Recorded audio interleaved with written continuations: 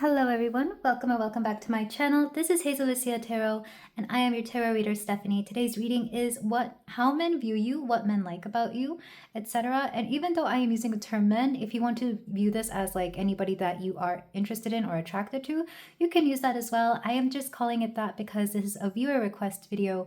I'm doing a new series where I'm taking requests from people in the comments, from longtime subscribers or anyone who's just been, really given me good ideas. I'm taking some viewer requests here just because I kind of want to give back to you. Like, I want to know what it is that you like and what you like me to read. And sometimes the things that you guys come up with is better than whatever I could come up with. So this is one of them. We have 5 piles here for you today. Pile 1, we have carnelian heart. Pile 2, we have a smoky quartz heart.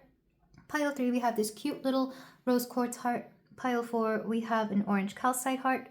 And pile 5, we have a shungite heart. So take a few deep breaths, let light in, open up that heart to see what beautiful things people see within you. And I will be ready for your reading whenever you are.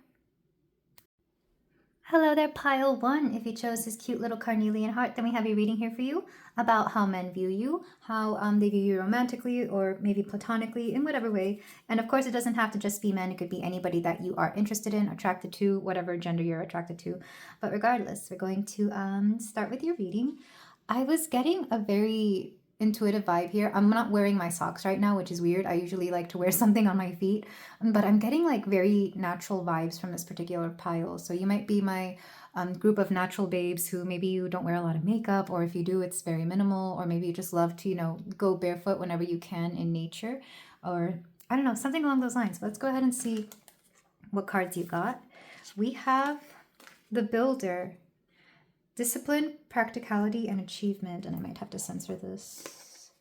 So yeah, something about you being able to construct whatever you want. Maybe you are literally a builder. I know there's some women out there who like to do woodwork. And feminine men, like whatever you identify as here. I'm just feeling that this is somebody who knows how to create the life that they want, or to create things from the bottom up, from the ground up. There's something here about you also knowing what you want, and hence this is why you can do this. This could also be more in a metaphysical sense, such as you know how to create the life you want, and maybe this is something that people find very attractive about you. Or it's giving very independent energy. We have the Poet. Oh, this is beautiful. And Eros.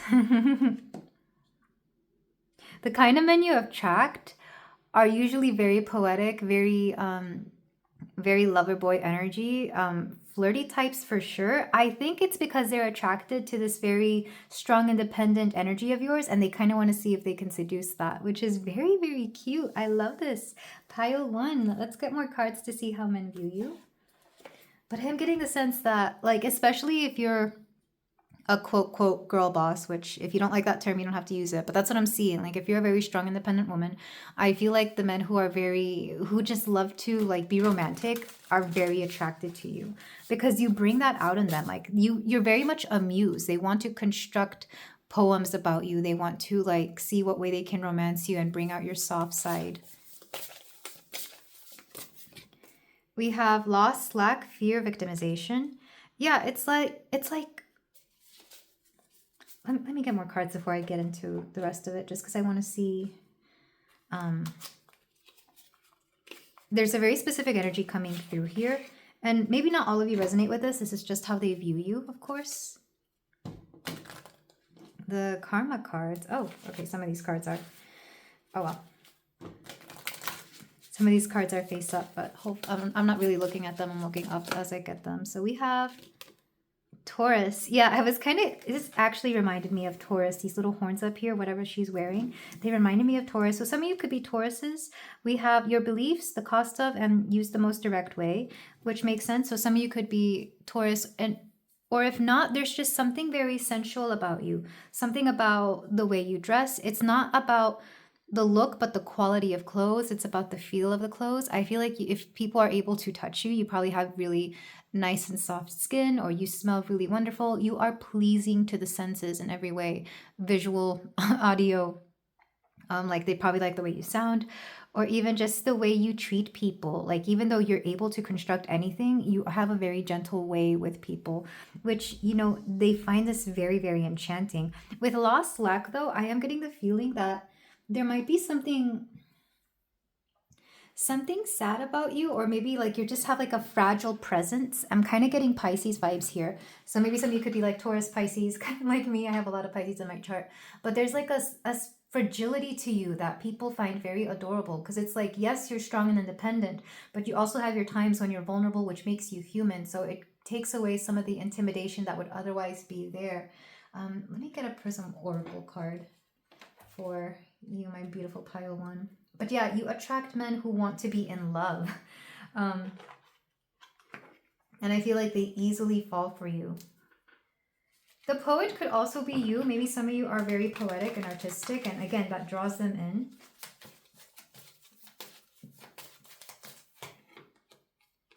We have disruption. You're not afraid of cutting somebody off. Mostly in conversation, but maybe also in traffic. You're not afraid of disrupting something. So, and this could be taken both as a good and a bad way. It's a little bit bold of you to do so, but you're not afraid of like cutting people off if you feel that they're not, like, if they're wasting your time, you'll say it. If they're doing something stupid, you'll say it. Or it's kind of like some people may perceive it as rude, and maybe you are. I don't know. I'm not here to judge you, but it's kind of like, you're not afraid to say what's on your mind, and you're not afraid to call it quits when you know it, there's nothing to get out of something. And that's a sense of self-respect from you. So this isn't a bad thing. In fact, I love that this card is the Barbie pink, because it's making me think of Elle Woods from Legally Blonde. So some of you, and you know how she is, like, she'll stop people right where they are and she'll correct them because she knows what she's talking about. But it's, again, it's not in a rude way, and it's not even like, it's not to be mean. It's just she knows her worth, and she, you know, especially by the end of the movie, she's done trying to tell people what her worth is, because she knows what it is and people have to take her seriously. So it's that kind of energy. Like, you're actually come up as very fragile. Even if you're taller, even if you're more, you know, built like a stallion, like Megan Thee Stallion, I feel like there's just something very feminine about you, but your inside is strong. Like your soul is strong, your personality is strong. Back of the deck, we have ghost. So maybe some of you do ghost people. I feel like you may even ghost people that are really interested in you, because like I said, you just don't waste time. You don't care. If you know someone's not going to bother with you, you ghost them, because otherwise you'll get angry. And I'm not surprised, because I was sensing some sort of anger here. But with Eros, I feel like maybe a lot of you are currently like in the dating sphere, and this is why this is coming through, and this is the men that are viewing you, especially with Eros and the poet. I feel like you laugh at poets, but at the same time, either you kind of don't care for it, or you low-key wish that you could care for it. Maybe you've been hurt by too many a charmer, if you will. Because that's what I'm getting. That's where the loss and lack card comes in. Numbers coming through, we have 52 and 34. These could be ages. Also number 7, so some of you could be a life path 7, but even then, 7 makes me think of the 7th house, which is ruled by Libra. It's the house of relationships in astrology.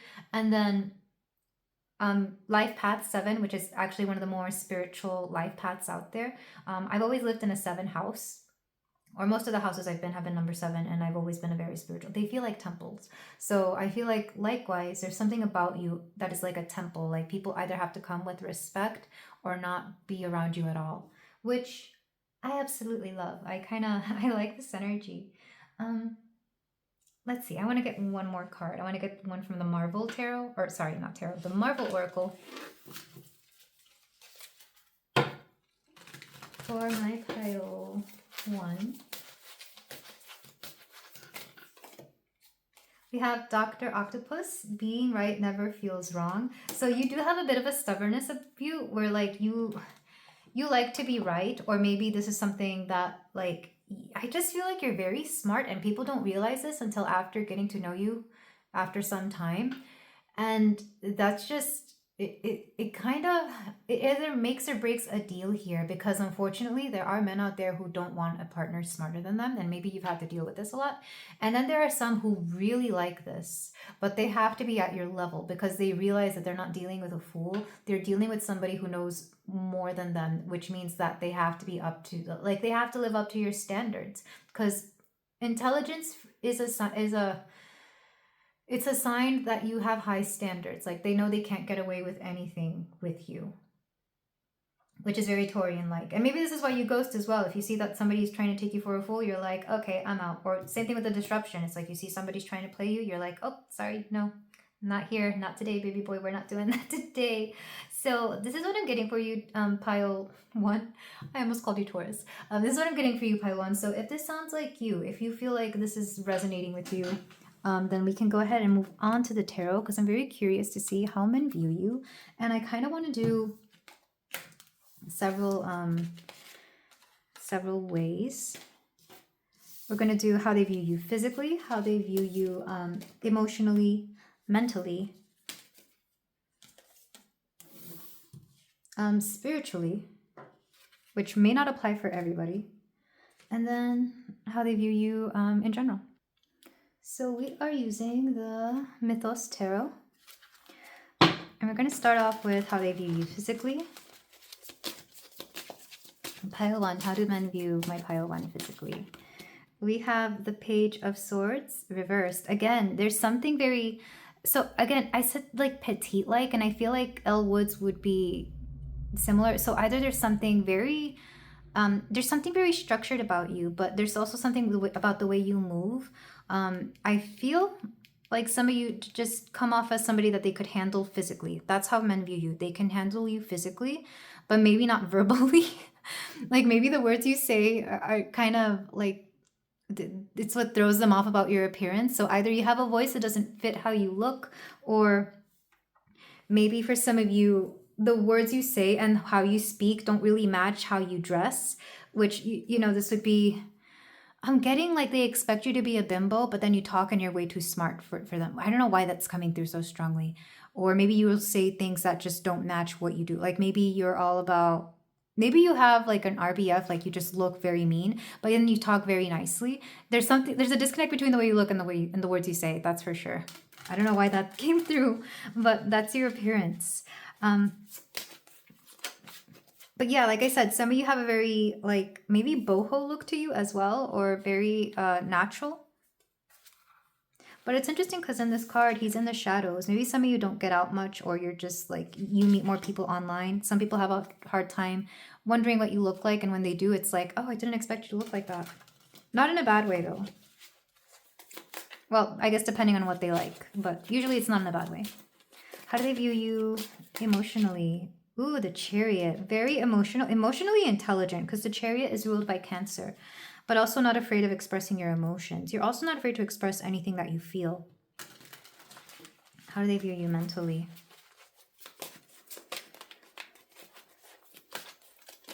I just had to take a very deep breath. I feel like mentally, Four of Swords. You have some really bright ideas and they like that. You also have a good sense of humor. I feel like people really enjoy conversation with you because you make them feel alive. This is like a very engaging conversation where it's not just one-sided. It's not all just about you. You make people feel heard and you engage in conversation with them. Because especially like when dating, I know there's people that go out with people and all they do is they're on their phones all the time. I don't know how that counts as a date. That's kind of ridiculous, but I've heard about it. This is the same with you. Or sorry, not the same with you, but this is nothing like you. Like you actually sit and speak to people face to face. You ask questions, you're engaging, and they may or may not engage back. I think that depends, but definitely you put in your effort when it comes to having a conversation, as to where there are people who don't even know how to have a basic conversation. You do. So very interesting. Let's go ahead and get a card for how they view you spiritually, and then how they view you sensually. Spiritually, we have the Queen of Pentacles. So a lot of you, you're very spiritual, and that's like a fact. Like that's something that is part of your routine. Some of you probably do practices or rituals every day. Like this is part of your everyday life, and you kind of make it a point to tell people this, because I don't think you want to waste your time with people who aren't going to take your spirituality seriously. I know I do, because I mean, I like to do this every day. I do tarot. I don't want to say I do it for a living just yet, but I'm definitely very spiritual. So this is something that I share with people that I date. And I feel like for you, this is something that they have to know. So either it's very obvious because this is how they met you through something similar, or you make it a point to let them know. And then how they view you sensually. I'm also getting more Taurus energy with the Queen of Pentacles, by the way. Earth sign in general. You could also be a Virgo or a Capricorn. We have the Six of Wands, Nike, victory. You are a hard-earned victory. You are not easy to get with. You are not easy to get with. It's very few and rare the people who have gotten with you. You are a hard-earned victory, or you play hard to get when it comes to sensuality. Like when it comes to the bed, essentially. You don't just get with anybody. I feel like you turn down a lot of people, but the people who have been with you, it's just rare and far. Not just, well, I don't want to talk about body count because I don't really believe in that. But if I was to say that your body count is low because you're very selective. And I feel like, unfortunately, there are men who like that. Like, again, I don't care for that mentality, but that's just what I'm hearing. Like, men like your low body count or the fact that you're very selective. You don't just get with anybody. And like I said, even if you've dated people, I don't think everybody has gotten with you in that way. It could also be it's because that you choose them, because both the Four of Wands and the Six of Wands, those are very fiery placements. I forget which is which. I want to say one of them is like Mars or Venus in Leo, and one of them is Mars or Venus in Aries. You choose who you get to be with, essentially. So very interesting. But yeah, essentially they see you very hard to get. But the few who have gotten with you, I feel like I'm hearing it's a hard-earned victory, but it was a victory nonetheless. Like they like it. They feel privileged to have been with you. Mostly because I think the getting's good. Pile 1. Let's go ahead and get more cards. I'm going to clarify these. So let's clarify your appearance.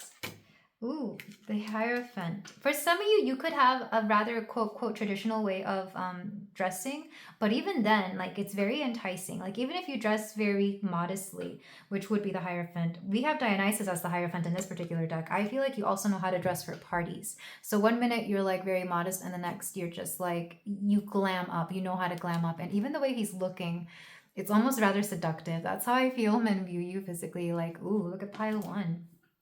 I like this. I like this for you, pile 1. Let's get a card for your emotions. The High Priestess. You're very intuitive, and I feel like that goes with the spirituality, where like it's a fact that you're spiritual that's not going to change, and you won't give that up for anybody. If you are religious, that could be an important aspect of your life as well. Because I feel like you have faith in the divine, in the unknown, and in the universe more so than probably anybody else here. But yeah, if you have a religion, I feel like you're very devout, or at least not in an extremist way, that's for sure, but you're devout enough that you make it fit to your life somehow. Though I doubt most of you are religious, I feel like most of you are more spiritual in that aspect. Let's go ahead and get more cards for how they view you mentally. Yeah, I'm not surprised. King of Swords. Like I said, you're very intelligent, pile 1, but they don't realize that until later when they get to know you. Like after a few conversations, after a few days, once, you know, if this is online, like after a good conversation, they're like, oh crap, pile 1 is, they're way smarter than they look. And it hits them hard because, like I said, some men don't like this and some men do. And notice how we suddenly got Major Arcana in the clarifier. So it's like people don't realize what a gem you are until they get to know you. Let's get a card for spiritually. 9 of Wands. Yeah, you defend your spirituality. Like I said, if they don't take it seriously, you want nothing to do with them. This is interesting. We had the 8 of Swords and 4 of Coins just pop up. I didn't realize they were facing up. I'm going to put them to the side because that might have something to do with something later. Let's go ahead and clarify how they essentially... For those of you who, or sorry, for those men who have had the privilege of being with you, I kind of want to know what they have to say. Ooh, the Wheel of Fortune. Like I said, the getting's good. Pile 1, the getting's good. I also see this more for you, though. I'm seeing that maybe you're just been very, very lucky when it comes to intimacy, because I'm seeing somebody who always has a good time. Like, I'm getting a little bit 18 plus here, but this is what I'm hearing. You are very lucky when it comes to the bed, either with the partners that you attract, or maybe it's just you and the energy you bring to the bedroom. It's like, it's always a good time. Like everybody has a good time. It's rare whenever it's not a good time, if that makes any sense. It's rare because this is the energy you bring. You make people feel good. You make people, this is the This is your intelligence. When you're smart, you know what to do in these kinds of situations. And it wouldn't surprise me if you read up or studied on how to make things in the bedroom spicier, in like a healthy way, not just in the, how to impress them kind of way. It's like, well, what's going to make everybody feel good here? So yeah, like I love this energy pile one. Back of the deck, we have the Hermit. I am getting, though, that most of you probably enjoy being alone or single more than anything. Seven of Coins. Yeah, because you probably have a lot to work on. Maybe you have a busy job. The Four of Coins and the Eight of Swords, though, I feel like these are other ways that men view you, maybe exes or men from your past. Eight of Swords, it's like there's regrets here and that they weren't able to see what a vision you are, or that you were really good, because the Four of Coins is like holding on to something. So there's a regret here and not holding on to you. So I feel like the people that you've left behind or the people who have let you go do have regrets in leaving you, because they realize just how good you were in every aspect here. Like you engage in conversation, you're very devout to your spirituality, which maybe they don't care for, but at the same time, it's like it's important to you, and clearly it's doing something for you, because it's making you very emotionally aware of yourself and others, and very very good in the sack, essentially. So, and yeah, it's quite amazing here. But let's go ahead and move on to some closing advice or closing messages about how men view you. And I'm going to do channeled messages, channeled love messages, just from those who admire you. And this could be anybody. It could be exes, guys who have crushes on you, men in general.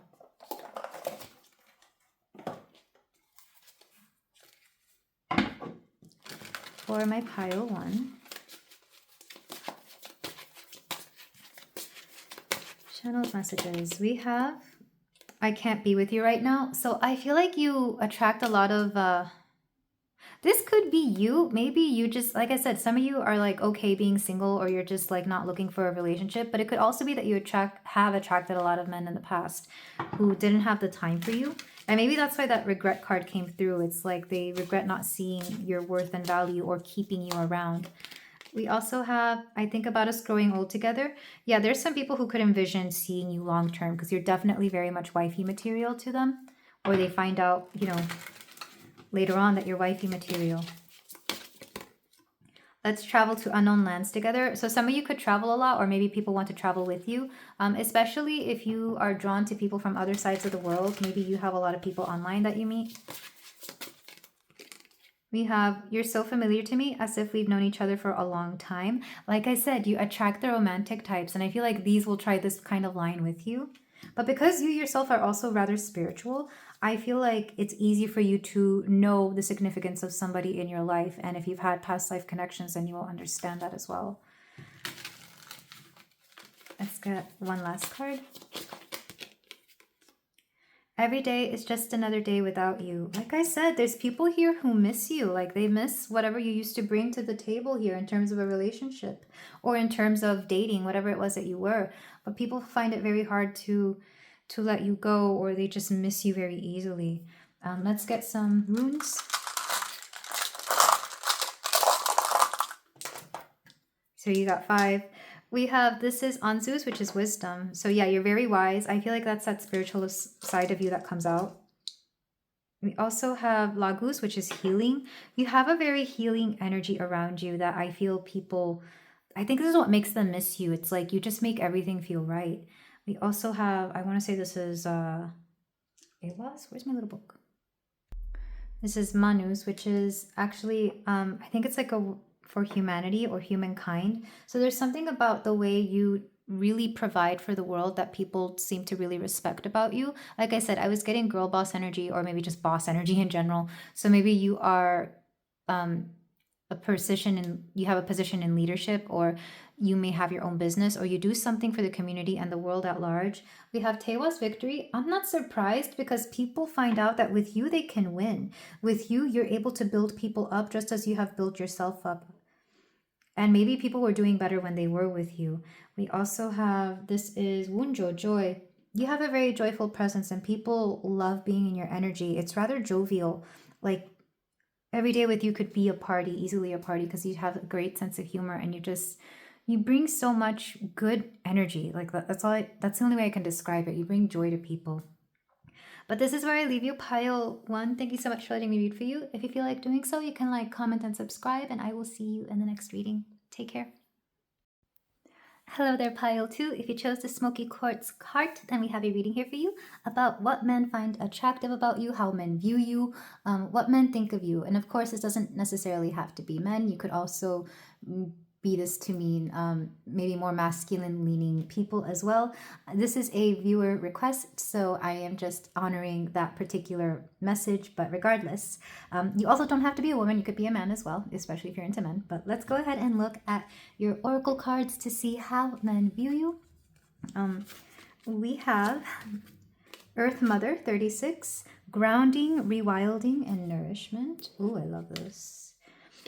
That's a little see-through, so I don't think that's gonna work. But she is very much in the nude here, coming out of this tulip.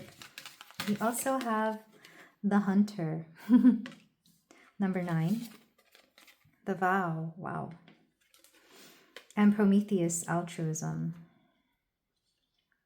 I'm gonna go ahead and say what I was getting right before I tapped into before I laid these out. I was getting that men like your sense of accountability, whatever that may mean, which I know sounds weird, but I feel like if you mess up or if you do something that is a little bit questionable, you own up to your faults, you own up to where you've messed up, and men like this about you.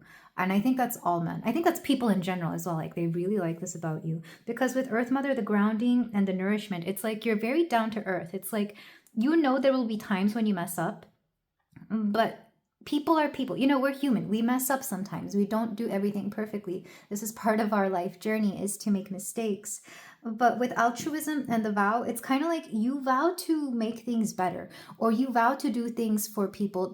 Even if you don't vow, it's like you have your own set of morals and standards, and you try to do right by people. Maybe some of you are very into philosophy, because of all things, I was listening to a video on what it was, it Kant.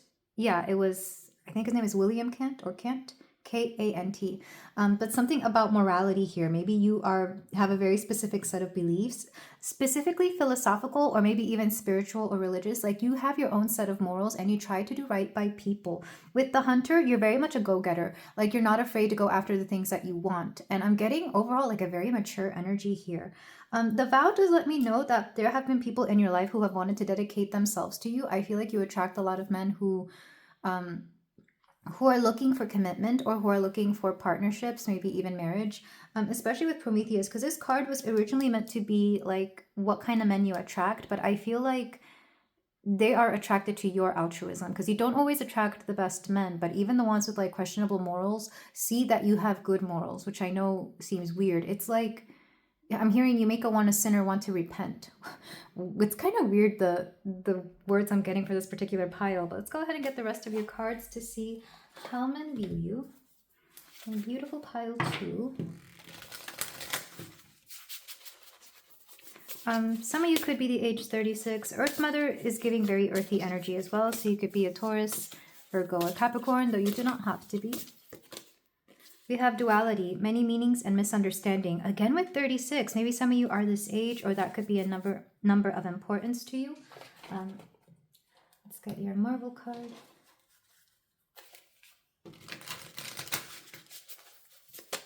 With misunderstanding and many meanings, I feel like you're kind of used to there being misunderstandings, either with the things you say or the things you do, or maybe this is just something that pops up a lot. Maybe some of you come from a different background, therefore misunderstandings are commonplace. We have Kitty Pride. We all begin somewhere. It's interesting that there's kind of a beginner energy here for you. There's something very genuine and pure about you as well. Kitty Pride, she's very much seen as like, in the X-Men group, she's kind of seen as like a little sister or a girl next door. Like, she's very sweet and innocent, but she has like this, she's very relatable to everybody. I could see you easily drawing men that view you like a sister figure as well. Like, you might have a lot of guy friends who truly do, like, you know, respect you and see you as a friend. Because I'm hearing you're a real one, pile 2. You really are. And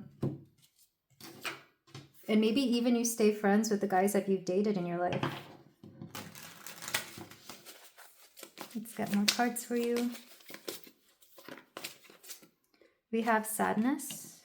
I wonder if some guys have seen you through a breakup and passion. Interesting. Because I'm getting to very I'm hearing summertime sadness for some of you. Lana Del Rey. So this is very interesting. I feel like for some of you, like men have seen you, like especially your guy friends, they've seen you be sad because of a passion or of an affair or something here. An affair, I mean, like, you know, a fling or something. Maybe some of you have brothers and maybe some of their energy is coming through here on how they view you. But there's this feeling that whenever you're sad, people just want to, you know, they want to lift you up. They want to make sure that you're happy again. Because again, you have like a very strong sense of accountability, or like you're just you're a real one, and people really want to see you. They don't ever want to see things be unjust in your, like they never want to see things be unfair to you, is what I'm getting, which is very interesting. There's a very protective energy over you, I think, because you're just so pure and there's something so grounding about you. Passion does let me know, however, because some of you are wondering, because I am bringing up a lot of that quote quote little sis or maybe even big sis energy here, that there are men who find you very, very attractive. Like I feel like they go into either or you know, categories. So some of your guy friends, they definitely see you as like a friend, and then there's certain guys that just find you very, very attractive, again, like the kind that want to commit to you.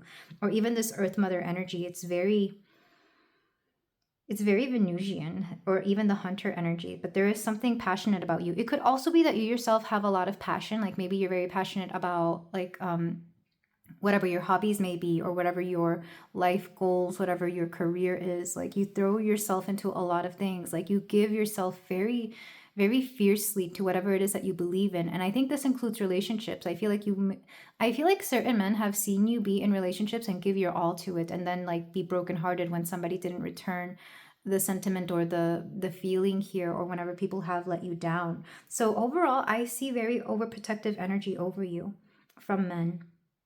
Let's get the last card from the karma cards.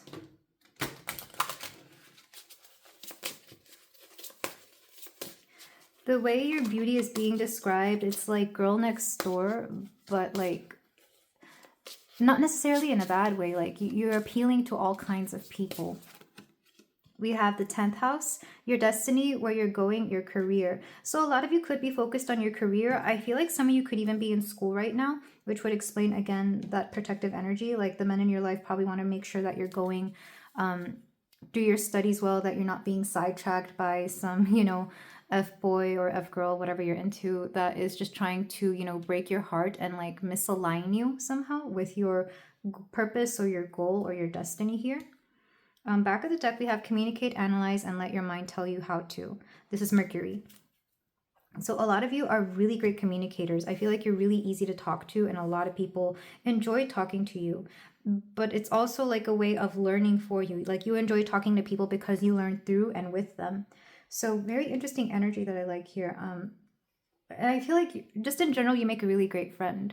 But there's also something pure about you that people really want to protect. And like I said, you draw a lot of guys who just want to be committed. Like you're definitely wifey material or hubby material. You give such an energy of like, this is somebody I want to be with. I feel like especially, like I said, if you have brothers and like their friends get around you, like they imagine like what it would be like marrying you, because you give off that energy. You're very chill. You're very cool. I'm getting kind of like Billie Eilish for a lot of you, like her energy, how she's just very laid back and cool, but she's also got like a low-key so yeah, she's very passionate about her work, her art. So I feel like a lot of you would embody that kind of energy. But if this sounds like you, if this sounds like this is resonating, let's go ahead and move on to the tarot, because I want to see more specifically how men view you. And I feel like you attract equal amounts of like I said, F-boys, but also like really good guys. Like I feel like you're surrounded by good quality men, and not everybody can say that. So I feel like you're very lucky, pile 2. So let's go ahead and get your tarot. And we're going to do this in very specific ways. So the first one is going to be how men view you physically. We've got the 2 of Swords, Nemesis. It's interesting that this is reversed. I feel like men see you as a bit unapproachable, or like they get nervous talking to you which I know seems weird, but you also seem a little bit closed off when it comes to conversation. Maybe you don't like to really give people the time of day, or you make it difficult for them to want to talk to you. I'm seeing somebody like if you have your socials, they're all private, or you just don't post a lot, so it's hard for men to get a hold of you, especially when they just want to talk. I feel like when they just want to talk, you don't really waste your time, because you don't really do, you don't do small talk. You do very interesting, intriguing, and deep conversation. How do they view you emotionally? We have the Page of Wands. There's just such a sweet and like innocent energy to you. Also very youthful. Even if you're not very young, there's a very youthful energy to you here. This is how they view you emotionally. How do they view you mentally? Emotionally, you're a dreamer. And like I said, you're passionate. I feel like whatever it is that you're passionate about, people know. So whether this is art, or maybe animal rights for some of you, or cooking, baking, whatever it is that you're passionate about, people know. Mentally, the Star, you have a very interesting mind. Like I said, I was talking about philosophy earlier. Maybe some of you are you could also be very spiritual with it, but I'm getting like you're a very open-minded person. The Star is Aquarius, and in the mental scape of things, I feel like you're very open-minded, and this is what people like about you. Like, you don't really judge people harshly at all. Or even if you do, like, you give them some leeway to like see why they are wrong in the ways that they think, you know? Because I'm not saying that you accept everything, but the things that you know that they accept that you know are just morally wrong, you explain to them why it's not okay, you know? Like why lying to people is bad, you know? Or, yeah, let's go ahead and get your card for spirituality. We have the Empress reversed. So it's interesting, because I'm getting that you're very spiritual, but you don't show it to everybody. Like, you keep that spiritual side mostly to yourself. I am getting a little bit of like, I don't want to call it witchy, but people assume that you would do like, how do I put, I guess a little bit witchy, but I don't like calling it that. It's like people wonder if you use your spirituality to protect yourself or gain something here. Because I feel like that's one thing that actually turns certain men, like it scares them away, for better or worse. But I feel like you're not afraid of that, because Empress energy is that which somebody who receives. So maybe you use your spirituality to manifest a lot of things. Let's get another card for how they view. Oh, this is how they view you sensually. So how do they view you in that way? We have the Five of Coins. You are very hard to get a hold of. Five of Coins is like not everybody has access to you. Again, I'm getting very protective energy. You might have like, again, a lot of brothers or guy friends who are just like, don't mess with pile two. Don't mess with pile two. If I catch you messing with pile two, you know, it's like that kind of energy. So I feel like they either feel like they can't get to you, but it could also be you just feeling like a lack of like maybe you yourself don't really feel very sensual, and therefore you kind of just don't give off that vibe. So it's either or, maybe a combination of both. So it's very interesting. So you don't open yourself up sensually very easily. Again, I'm thinking of Billie Eilish, how she dresses in a way that is not very, you know, feminine. She just dresses how she wants, and it's a very creative expression of how she does. But whenever she does glam up, you know, it's very obvious that she has the goods, that she's got a very curvaceous figure. That's what I'm kind of getting. All right, let's clarify these. Let's clarify your physical appearance.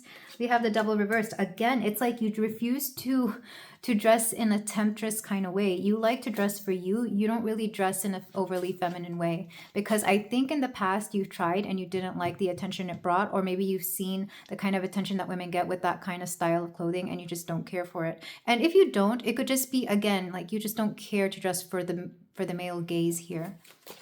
Let's clarify how they view you emotionally. The Lovers reversed. I wonder if some of you just go to guys to talk about your heartbreaks, because that's coming through very strongly for you, pile 2. It's kind of like men don't like to see you heartbroken, and maybe some of these men feel that they can fix your heart, or, you know, make you believe in love again. Or maybe some of them feel that you are preoccupied with romance as well, which could be the case. Let's see how they view you mentally. We have the Nine of Wands. You are okay with letting your guard down around the right people, but that's very few people, because the Nine of Wands is usually like a defensive energy. But here I'm getting a sense of like you are very easy to open up to certain people when you are in the right setting and in the right mindset, and they in turn open up to you. I feel like you like to build really good connections. Let's see how they view you spiritually. Clarification. We have the Ace of Swords. You really open up people's minds when it comes to spirituality or even philosophy, because for a lot of you, I was getting philosophical, and sometimes those two blend together because it shapes the way you view the world and how you believe and how you think. But I'm getting a sense that you really open up people's minds to how to view certain things. Like maybe people have never heard of, like, for example, law of attraction or manifestation, and you like to explain these things to people. So it's very interesting. Your conversations are never boring, but it is hard to get a hold of you. And then the last card, how they view you sensually. For the people who have been with you or who view you that way, we have the Four of Wands. It's a grand old time. It is a good time. It feels like you're very joyous whenever you're in the sack, essentially, because you like to have a good time. Again, it's like you get to know them as friends or you get to know them as lovers. So it translates very easily to the bedroom. Like you just make them feel like at ease. There is a fire within you, but you don't show that to everybody, of course. But you make them feel very at home. Hestia is the goddess of the hearth, so I'm getting like a slow burning kind of love, like that white flame of love. Even as I'm looking at this candle right now, like the flame is very calm. It's not, crazy, wild, and flickering. It's just very calm. Back of the deck, we have the Fool. Again, there's like a very beginner energy to you. I'm not sure if you're new to the area where you are and men are viewing you this way, or if you're just like, maybe you're the youngest out of all the girls in your group, or not girls, but the youngest of the women in your group, or maybe you're just known as being somebody's younger sister, something along those lines. There could also just be a very youthful energy to you, regardless of how old you are or how you look here. There's a youthful energy to you, and people like that. Men view you this way. Nine of Swords reversed. Again, I feel like some of you have gone through some sort of thing where you've regained your power, especially when it comes to love. I wonder if people just know about like your relationships. Maybe for a long time you were in a particular connection and that's how they always viewed you. And now that you're out of it, it's like you're a fresh new person. Therefore that's where that beginner energy keeps coming through, or they want to take care of you. It's like, oh, we know you've been single for a while. Let's make sure you get with the right people, which is very sweet. I feel like whoever the men that are around you, pile too, they're good people. And not everybody can say that. So I feel like you're very lucky in that aspect. So if it's not brothers, it could just be like really good guy friends. If it's not guy friends, it could be like, I don't know, maybe just men who want to take you under their wing. It could also be a lot of, it could also be gay men, I guess, but I'm not getting that as strongly. There might be some. But I feel like the men around you just really want to take care of you. Like they want to see you be in a good place. So not all of this was, the ones that are attracted to you. I feel like it's the ones that are looking out for you that really matter here. Very interesting. Maybe some of you are just going through a breakup and they want to take care of you, or they want to see you happy again. They want to see. It's interesting because the Empress was reversed, and who else was reversed?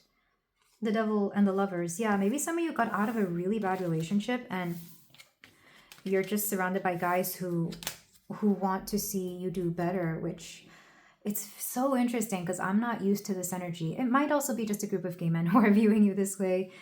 And yeah, that would make a lot of sense. But regardless, let's go ahead and get your cards. These are going to be channeled messages from men and how they view you. So these are mostly going to be more romantic, of course, but regardless. Let's get some cards for my pile two to close this out, and then some runes. We have, I'm coming back to you. Hold on just a little longer. So I feel like a lot of men, when they lose you, they regret it and they want to come back around. You definitely bring them back around somehow, for better or worse. We have, I never thought I would feel a love as strong as this. Yeah, when men fall in love with you, they fall very strongly and very hard because, like I said, you bring out this, your wifey material or hubby material. Like people want to dedicate themselves to you because you're just such a good person. We have, from the moment I saw you, I knew you were the one. For some of you, if you're already with a partner or you have a person, this could very much be them. This one wanted to come out. I keep hearing our songs everywhere I go. So maybe some of you have like a playlist of music that you really like and you hear them whenever you think. Maybe you, oh, okay, I know what this is. You have like, not everybody does this, of course, this is very specific, but maybe you have certain songs that you associate with certain men or certain people, and whenever you hear those songs or whenever they start popping into your head, like you know something's up with them or you know that you're going to hear from them. That's very specific, but maybe some of you do that, which is very interesting. Or maybe you're just like a, what's it called, an audiophile, like you just really like music. Let's get your last card. We have, you can see right through me and I hate it. You're really good at seeing through people. And again, I think this is why you're such a good friend, because you're able to understand even people who are just, you know, who don't have the best outlooks, who don't have the best mindsets. Maybe you're friends with a lot of F-boys and you tell them exactly why like that kind of stuff isn't okay, but they don't feel judged by you. They feel nurtured, which is very interesting. Yeah, in the back of the deck, we are soulmates. A lot of people here think that you are their soulmate. Pile 2, a lot of people like you because you're very chill and you just have this energy that is just, I feel like you get along with a lot of people. Let's go ahead and get your rune soap. Okay, we got 3 for you. We have Tewaz, which is victory. Yeah, I feel like you make people feel very joyous. We have, this is Othilo. And this is, I want to say it's prosperity. Yeah, like prospering, doing great things. And then we have Wunjo, which is joy. Overall, beautiful, power, positive energy here, pile 2. I feel like people really like you. Men really like you. And not even in a creepy way. I feel like either you're very lucky that you attract these men or you just know how to pick and choose them. But this is where I leave it, pile 2. Thank you so much for letting me read for you. If you feel like doing so, you can like, comment, and subscribe. And I will see you in the next reading. Take care. Hello there, pile 3. If you chose the rose quartz heart, this itty bitty little thing, I promise you it's a heart. You can't really tell until you see it up close, but there it is. Then we have a reading here for you about how men view you, what perspectives they have on you, how they view you romantically or in any other way. And of course, it doesn't just have to be men. It could be anybody that you're attracted to, maybe masculine women as well. This is a viewer request, so I'm just honoring that. But you know me, I like to include everybody. So it doesn't matter what your gender is, doesn't matter what their gender is. I'm just seeing how men in general view you. So I'm already getting, the energy I was channeling for this is very cute. Like, I don't know what it is, but for a lot of you, even though you're very feminine and definitely in your feminine energy, there is something here about you knowing what you want. And that is like an expression of femininity that I think people don't really like either take into account, or it could be seen as masculine. But there's something here about your energy. You know what you want, and that's just part of your identity. And I think that's something men really understand about you, or you make that very clear to them. Also, you have somebody from your past here that either wants you back or wants you, or something about another chance. Maybe you already know about this and you don't want to hear about it, but I'm just letting you know that's coming through very strongly in this pile for some reason. So let's go ahead and look at your cards, and then we'll dive deeply in the tarot. We had Lu, skill. I'm not surprised. You're very skilled. Both skilled in that you know what you're doing when it comes to your job. And for people who have had the privilege of being intimate with you, you know how to do stuff. You know how to do things. And you're not afraid. Like, there's something here about expertise. Men view this about you. I think especially those who have been with you intimately. And that would explain why some of your exes want you back, because it's like, dang, no one can do what pile 3 did, which is very interesting. Also very flattering. Even if you don't want them back, at least acknowledge that, you know, them wanting you back because you know how to do something. I mean, come on, pile 3. We also have the storm. Yeah, like I said, you know what you want. You know what you like. You're also not afraid of cutting certain things off. This pile has very high standards for themselves. And look, this is because you probably grew up being very hard on yourself or having very high expectations of yourself, whether it was from the family around you, the people around you, or even just your own. You probably internalized a lot of that, probably from your own self. You had very high expectations of yourself. So you held yourself to a higher standard than most. And as a result, in adult life, you hold other people to higher standards as well. And I don't think you mean to do that. I don't think you mean to push people away by expecting them to be at your level. It's just what you've always come to expect. So men view this and understand this. Especially those from your past, because I'm seeing somebody that they really miss and that they really like, but if it wasn't for your quote high standards, I think they'd still be around. And I don't want you to take that to mean that you should lower your standards. No, pile 3, do not lower those standards. Maybe do set realistic expectations, but don't lower them.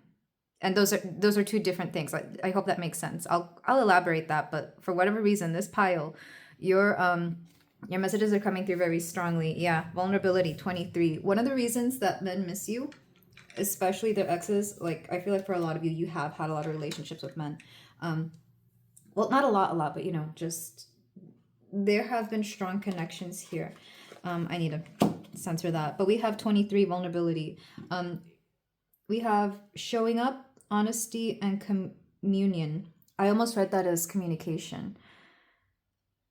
You are able to really see through people, and you're good at bringing out a vulnerability in people. Like, you're not just a lover, you're also a friend. And because you're a friend, you're able to understand them, and because they feel heard and understood by you, there's this feeling here that they're able to be vulnerable with you, that they're able to do things with you that they couldn't do with other people. You really are very unique and one of a kind. And I think that's why past lover energy is very strong with this pile. Not saying that you should take them back if you knew they weren't good for you or if you are very much done with that situation.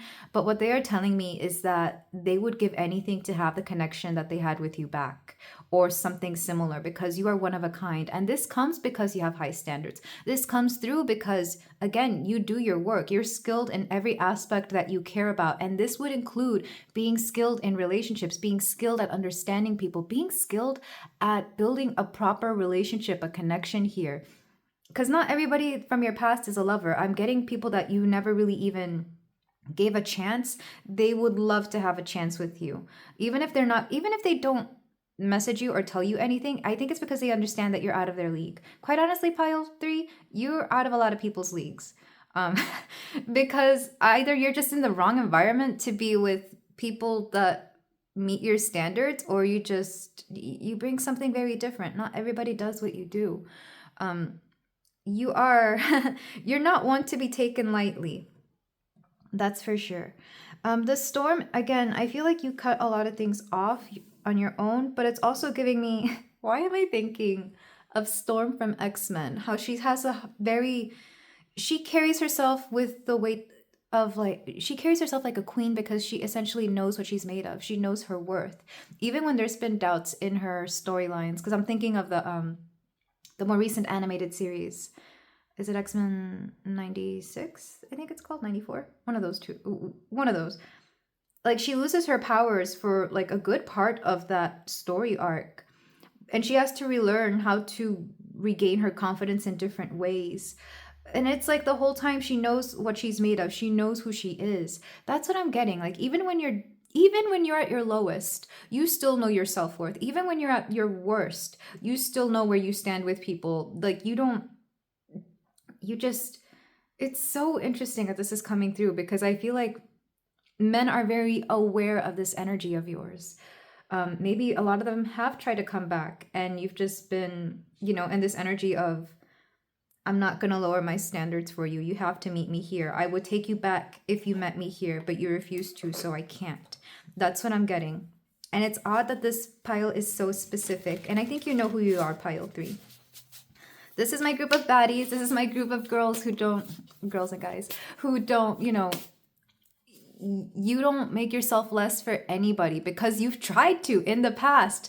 I mean, the way you learn things, the way anybody learns anything, this is just the sign of a good learner, is that they try many ways, they try many options, they try many methods to get there. And I feel like in the past you have lowered your standards only to get heartbroken again. And it's like, fool me once, shame on you. Fool me twice, you're not going to shame on yourself because you're not going to try that again.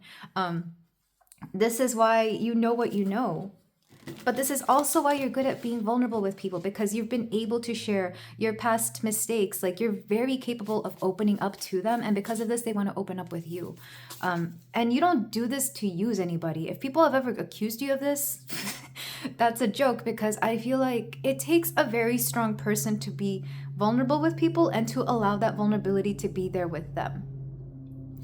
And sorry, that was a bus in the background. I feel like where people have accused you of using them, it's really just a reflection of themselves. Or maybe, I do feel like this would be a pile of people who aren't afraid of dishing back, like, energy towards people. So if somebody's being shady to you, you don't mind being shady to them just to give them a taste of their medicine. I don't think that's something you like to do, but if you feel there's no other way of dealing with that person, you're going to give it back to them. I was not expecting my cute little tiny rose quartz pile to be this badass, by the way. I was not expecting that. So let me go ahead with your cards. I haven't even moved on. We have 39. Miracles, ancient wisdom. Yes, you are an old soul. You are an old soul in a beautiful person's body. And I think that's one thing people misunderestimate about you. They think you're just going to be another person that enters their life. You enter their life and you alter it. For better or worse, you alter it in some way, shape, or form. And I think even the people who have done you wrong, or even, I don't know why some people would accuse you of doing them wrong unless they're just not ready to own up to their BS, which I feel like you would deal with people like that. People who, because I'm getting some lovers that miss you and then some scorned lovers. And it's like, well, not exactly. I think there's a reason that you think that this person is bad.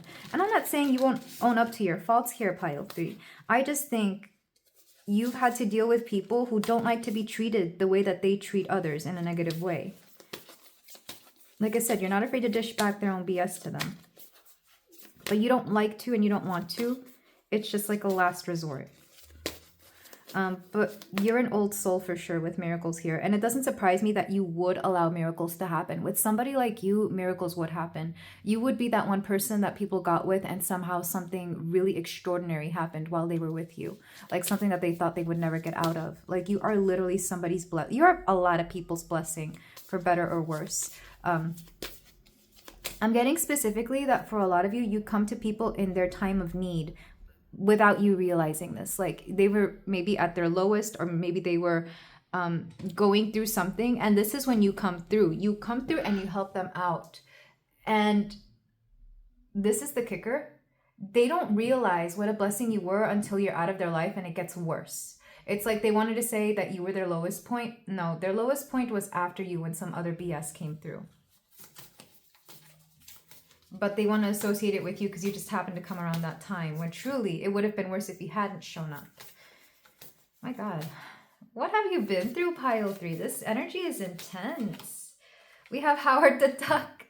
You're not from around here, are you? So for a lot of you, okay, let me scale it back. A lot of you have this unique look to you, or you could be like very, you could be somebody who's literally not from where you are. So you have, I don't like to use the word exotic because that, I think it's just, I mean, as somebody who's Latina in predominantly white areas, I don't like it at all. But maybe you do have that foreign look to you. Maybe you don't look like anybody else around you, or you don't really think like anybody else around you. This particular card always gave me Aquarius energy, so you could have Aquarius prominently in your chart. But even if you don't, you're just very unique. There's not many people like you. Even if people try to compare you to others, there's just no, like, even if you look like everybody else, your personality is wildly different to everybody else's. Because I think even people will tell you that you're a very interesting and unique person, that they've never really met anybody like you. Not to be quote, quote, pick me, but quite literally, there's not a lot of people like you out there. Because it takes a very strong person to contain the energy that I am channeling right now in this particular pile. Let me tell you that. It wouldn't surprise me if you do energy work, or if you were just a really gifted, I'm getting energy worker more than psychic here, which means that you know how to shift vibration, which means that you know how to deal with energies. You probably know how to read energies and have done so your whole life without realizing it. I know this because I know I have, and I always thought I was just psychoanalyzing people naturally. And when I realized that not everybody does this, I was like, oh, okay. That's just that intuition and the energy shift coming through. So maybe some of you do this, especially with Storm. Let's go ahead and get your karma cards for my pile 3. I feel like it's not just men who view you this way, by the way. I feel like it's also women. We have the 3rd house. By making the right connections, the idea in question, get your ideas going. You're very communicative. And again, that's something that comes with vulnerability. You're able to really speak to people. I feel like you find it very easy to have conversations with people. And again, this comes with the skill card. You find it easy to be able to open up to everybody and anyone. You just have to be in the right mindset, because I feel like maybe some of you are actually rather quiet, but once you open up, like once you open up, people just are wildly taken back by the things you say, by the wisdom you provide, or even the things you've been through. Maybe when you share your story, they're like, oh wow, I would never have guessed that you've gone through that. That's what I'm getting. Your energy is so strong. Like, Pile 3. I think I have to take, I think I might have to pause it for a moment and like, I don't know what this is, but wow, like I said, you're one of a kind. When you're not around, people notice. When you're not around, people notice. Let's get more cards. Pile 3. I want to get 3 from this one for whatever reason. I'm hearing 3. So we have faith. You're very faithful. Men see you as very faithful as well. Even when they think you haven't been, I think, how do I say this? When you're in a relationship, you're very committed. When you're in a relationship, you have faith in people. That's what they mean. Like you truly believe in people to the point where you build them up. And it's only where they don't see themselves fully accepting the faith you have in them that you decide to go away. It's kind of like, again, it's like holding people to high standards, or just like you see the best in people. So when they don't own up to that, or when they refuse to see the good that you see in them, that's when you just decide to withdraw your energy, or when you decide that this is not worth pursuing. And I feel like, again, you've tried to in the past. You've tried to fully believe in somebody to the point where it was just too much, and you were like, okay, I need to put some of that faith back into myself because I can't sustain this for the both of us. Why am I seeing? Oh my God, what's her name? Bird Box, the lady. In the beginning, she's like, you have to listen to me. We're gonna make it, but you have to listen to me. That's what I'm getting. Very interesting. I've never seen that movie, by the way, but I've seen the memes, and I think I've seen the opening of it just because I wanted to hear that monologue. But yeah. Oh my God, what's her name? What's the actress's name? Oh, it'll come to me. But anyway, yeah, that's what I'm seeing. We have trust. People truly trust you. You are able to gain people's trust very easily. And I think this is, again, the vulnerability. People are able to open up to you. People are able to trust you. And if there's anywhere where they feel like you have... Look, a lot of people will accuse you of the very things that they've done themselves. I keep getting that. I feel like there are some past lovers here trying to say, oh no, pile 2's nothing like... Or sorry, pile 3's nothing like that. But then I dig deeper and it's like, are you sure that's not a reflection of yourself? And it wouldn't surprise me if you reflected back all the insecurities that people have right back at themselves from time to time. Not because you want to, again, you don't mean to. But when you start standing in your power, it shows them everything that they are not. And they're quick to throw the blame, or they're quick to say certain things. And then they regret it because then they lose you. And it's like... Oh, what did I do? I lost pile 3, and pile 3 was somebody who there's the stop. And pile 3 is somebody who doesn't put up with BS, and you have no reason to. You don't need to put up with BS. Why would you? You know you're worth pile 3. Why would you?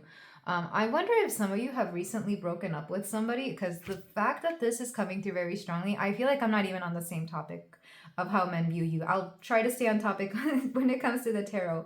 But men view you as somebody who is not to be taken for a fool, because what you're able to provide is beautiful connection. What you're able to provide is somebody who, like, you bring a lot to the table. You bring so much to the table, you could create that table 10 times over. And people take that for granted. And why they take this for granted, I guess we'll see. I kind of want to tap into that a little bit more, because I feel like for a lot of you, you kind of need the advice of how to not draw in so many people that you do so much for, they take advantage of, and then they villainize you for it. If that makes any sense. I'm also getting that even though there's an intensity about you, once people are very much, because I'm looking at how the cards are laid out, like once people are able to get through your barrier, because you're rather hard to get, pile 3. It wouldn't surprise me if you are the one who initiated most of your relationships or connections here, because you're just hard to get to for whatever reason, whether it's because you are not in the public eye very often, or you have such a barrier around you. Once people get to you, they love everything about you. They love it's kind of like being within a nest or a cocoon. It's like they feel safe in your energy. They feel loved. They feel cared for. They feel, it's so heavenly. It's kind of like once you get through all the rough barriers, well, I shouldn't say rough because I don't think this pile is that rough. You're just, like I said, there's a bit to get to, but it's like once they're there, they understand that you are that you're one of a kind. It's hard to find the energy that you give. And it feels very, very sheltering, very loving. It's cozy. Like people love this energy. Because I keep hearing a song, and it's an old song, and it's in Spanish, and I don't feel like translating it right now. But the song, it's literally, it's about, I've come from far away to ask you one more time to give me another chance, because without you, I can't fly. I forget what it's called, but it's by, for those of you curious and those of you who speak Spanish and like 80s Spanish music, Cristian Castro. What's it called? I forget. But that song's coming in my head. I feel like for some of you, you're going to get somebody from your past coming back, or maybe you're already used to that.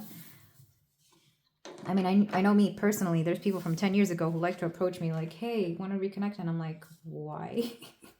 But anyway, let's move on to the tarot pile 3. I want to see very specifically how men view you. It wouldn't surprise me if a lot of you ended up mothering your partners, and maybe that's part of the reason you just don't put up with it. Because once somebody ends up being more like a mother than a girlfriend or a wife, then they don't want anything to, like, it's gross to put your partner in parenting energy. Even if you're a guy, like, even, it doesn't matter what it is. Once you put your partner in, once you try to make them into your partner, that's when it gets annoying, because it just ruins the connection. And I feel like you understand that firsthand, because a lot of people have tried doing that to you. So, like, if you're going to make them into a parent, consensually, let it be through the way that they're actually meant to, which is by having kids. Should that be something you want? I don't know why that's coming through. I feel like I would be good friends with this pile. Whoever you are, pile 3, let me know in the comments, because let me allow to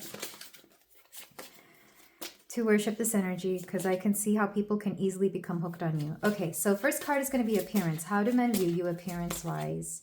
We have the Ace of Coins. So you come off as,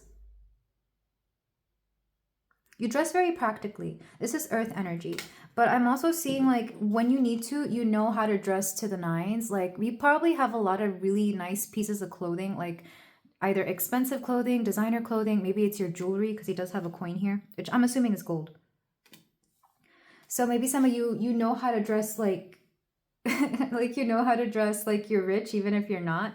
And this could be heirloom pieces. I don't feel like this has anything to do with money, but it's kind of like quiet luxury, or like luxury people would notice if they, and I don't mean like, you know how to dress really nice. You know how to dress in a way that, like, I'm seeing professionally. Yeah, I'm just getting like quiet luxury, or maybe even modern luxury, but people wouldn't notice that upon glancing at you, how much money you're actually worth. Especially if this is a pile where you make a lot of money. Like, I didn't even tap into that. Maybe this is why you kind of lower your standards. And by that, I mean, like, maybe you go out with guys who don't make as much as you, and you end up having to pay for, I didn't even realize that. That could also be financially. So pile 3, maybe you're part of that. Maybe that's another thing of yours. But the way you look is that you look like you're well taken care of.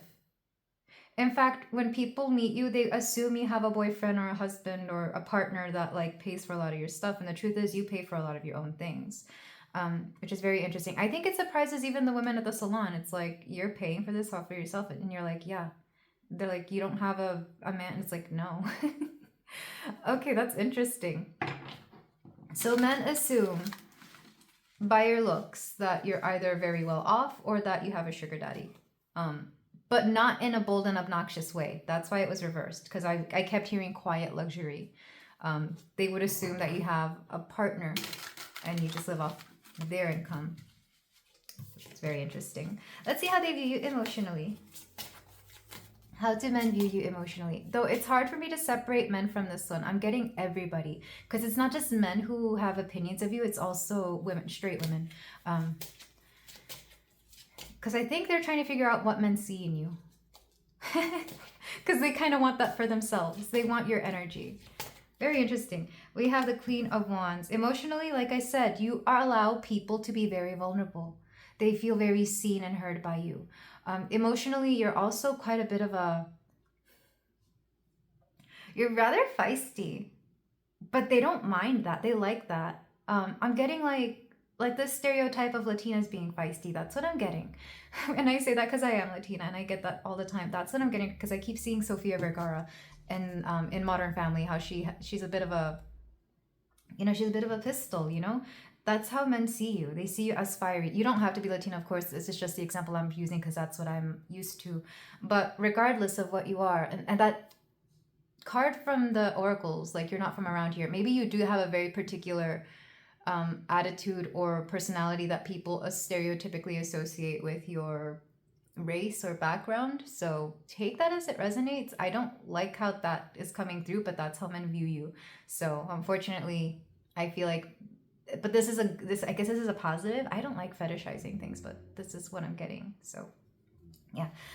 Sorry, pile 3. That's just what's coming through. Let's see how they view you mentally, though. But they like it. I mean, that's the thing. It's coming through positively. Even if it is a stereotype, it's coming through positively. It's like if they heard that, women who are XYZ are crazy, they like that because they want that. Okay. Pile 3. How do they view you mentally? The High Priestess, you're very intuitive. You're very intuitive.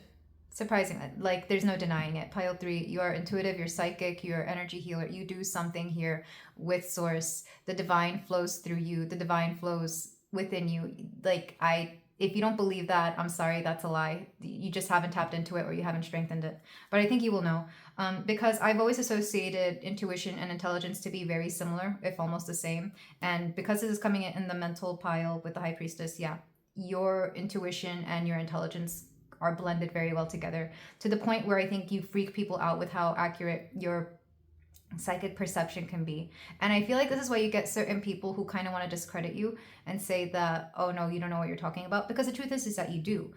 When people, and this is true with people who are liars, like when you catch them in their BS, when you catch them in their lie, they're so quick to deflect. They're so quick to get defensive. They're so quick to do certain things. And I say this because I deal with this both in my personal life and in my, unfortunately, my professional life. I kind of do a little bit of security and I have to deal with people who are, lying about a lot of things, and they get aggressive when they see that I figure this out. So,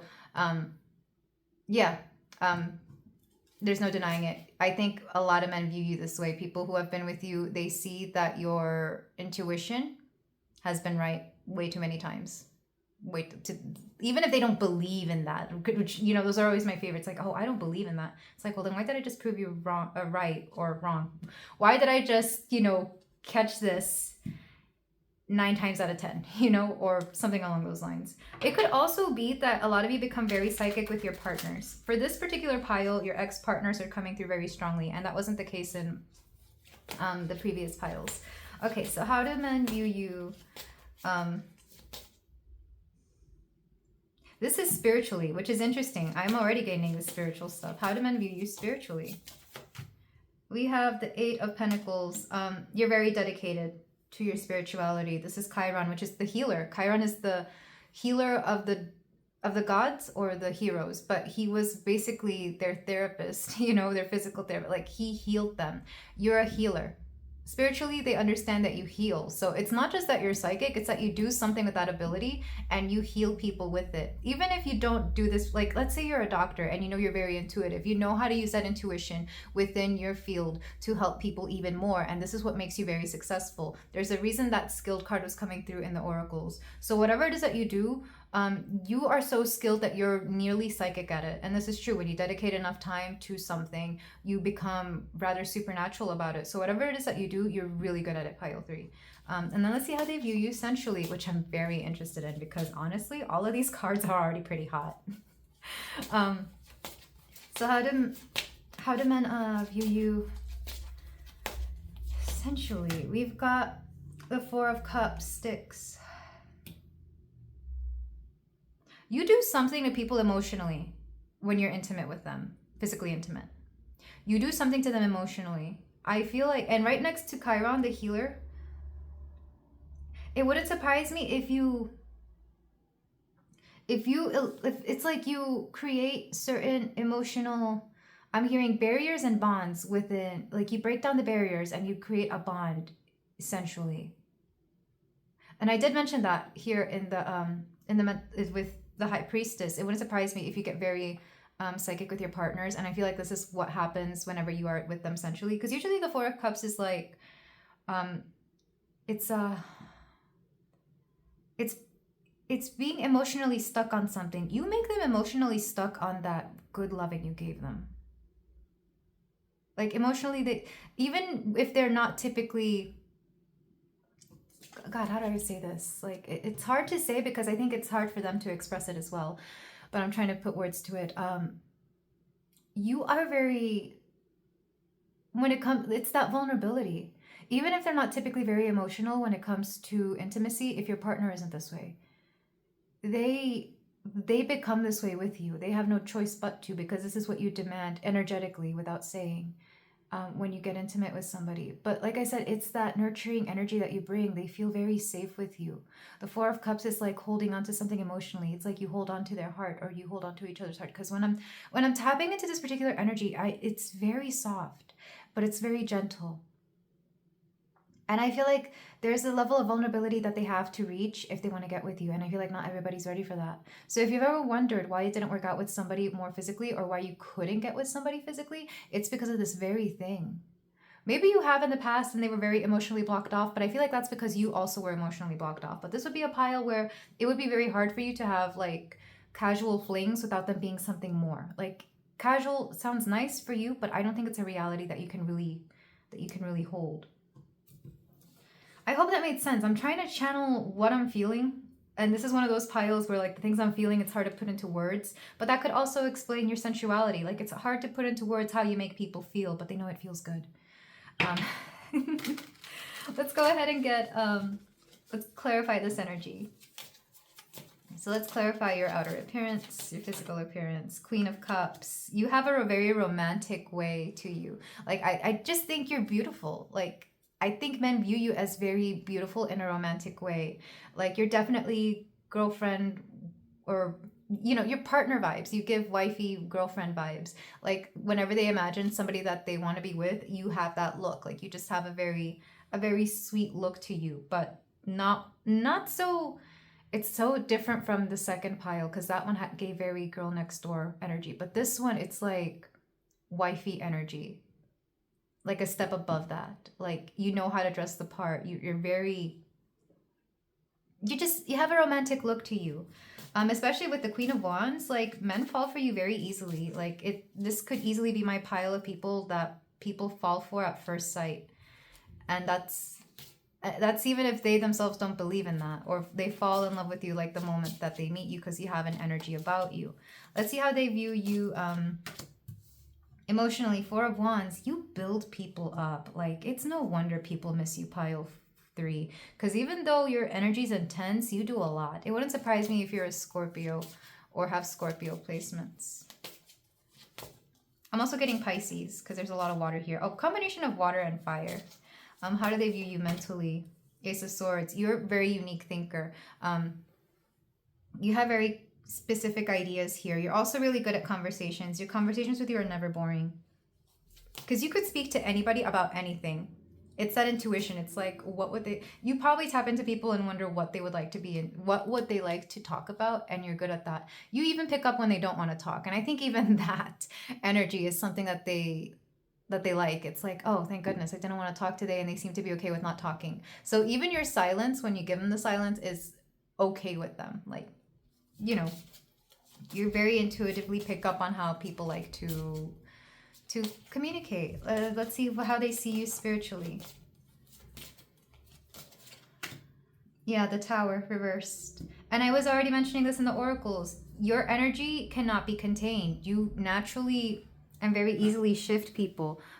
Also, this is the longest pile I've had so far. Like, I'm sorry, there's just a lot to channel for this one. The other ones were shorter and sweet, but if you were called to those, by all means, go back, because those are a little bit more straight to the point about how men view you. But yeah, you shift people. And whenever they leave your energy, spiritually, they don't do so well. Because the Tower reversed, it's like bad luck on their part. But I could see what they would want to blame you. And then how do they view you sensually? Clarification. Strength. I wonder, and like, correct me if I'm wrong, pile 3. but I've seen this before with people that I know. Do you rehabilitate partners in a sensual way? Like if they have any weird qualms about being intimate, I feel like you're really good at like getting them back out of their shell, or really good at like getting them to open up in that way. Again, there's a gentleness to you. I feel like you take sensual matters very seriously. And this is why they're able to open up. Like, for example, I'm being shown, like maybe you get with people who haven't really had a lot of action. Like, man, how do I say this without sounding weird about it? Let's say if they have any hangups when it comes to those matters, I feel like you're really good at like helping them get over those fears. And I feel like this comes from a time where you probably had something similar too. Or if you both share like similar wounds in that area, like you're good at getting them out of like a dark space when it comes to sensual matters. It's very interesting. I wasn't expecting that to come through in this reading. But like I said, it's that intensity of your energy that allows them to feel very safe with you. There's that meme that I see on, it's a TikTok. I don't know. It's on like all the short form video. But like when a guy kind of low key wants her to be crazy because that means she cares. That's what I'm getting from you. Like guys like it when you go crazy because that means you care and that makes them feel safe. So, not sure what that says about them, but that's what I'm seeing. Not calling you crazy either, because I feel like you may only act this way with certain people and not everybody. But also, it should just be said that this is definitely the perspective of a lot of your former lovers. I think the men who look out for you the most are people who have been with you already.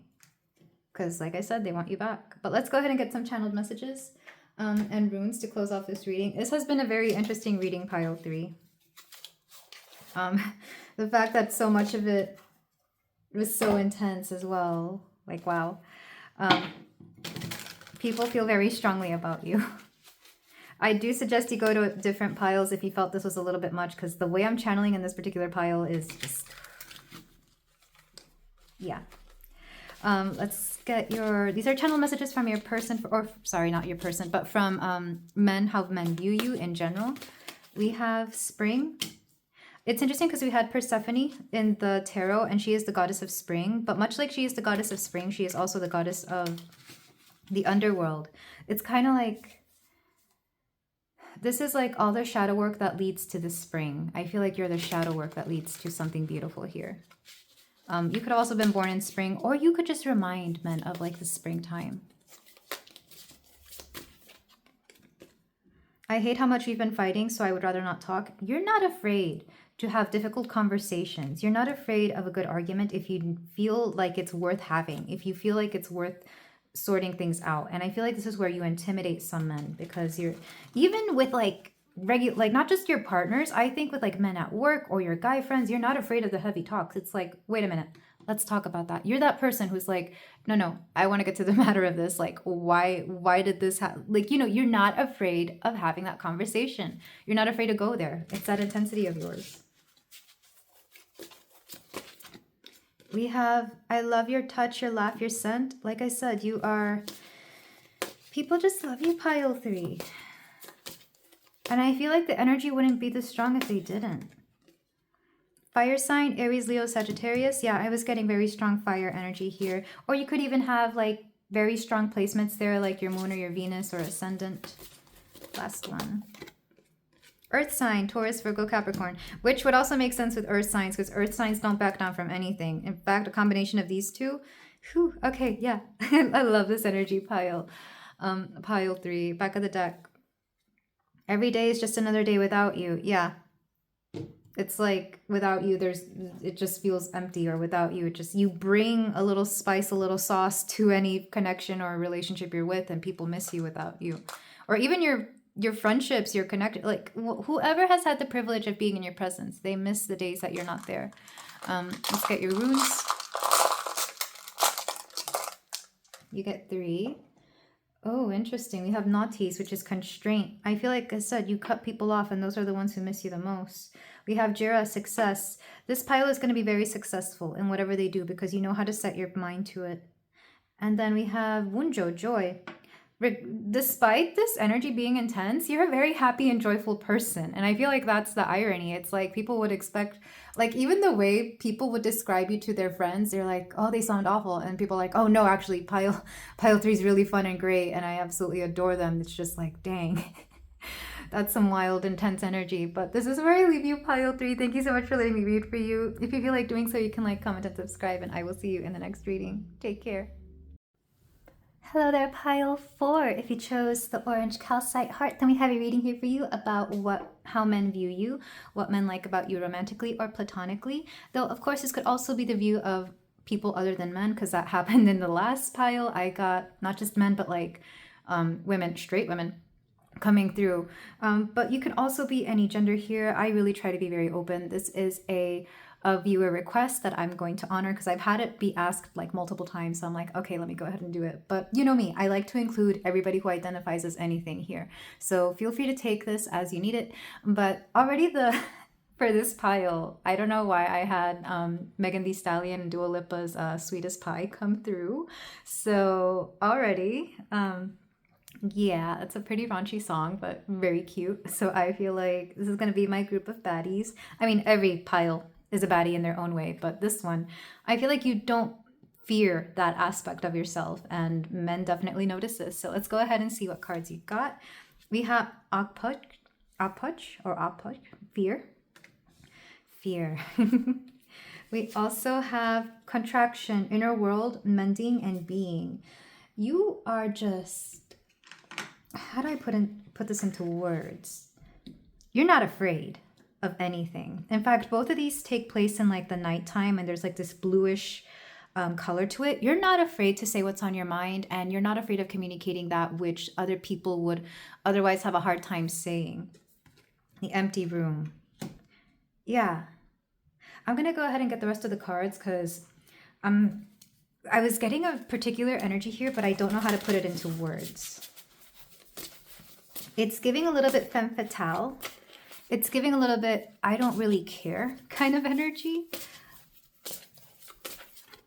We have friendship, support, fun, unity, and play. Yeah, I feel like you have a lot of friends, specifically a lot of male friends, because I'm getting like, why am I getting, please do not take this the wrong way, pile four, and you will know if this is you or not. I am not here to shame anybody. I am here I'm here to support everybody in what they do.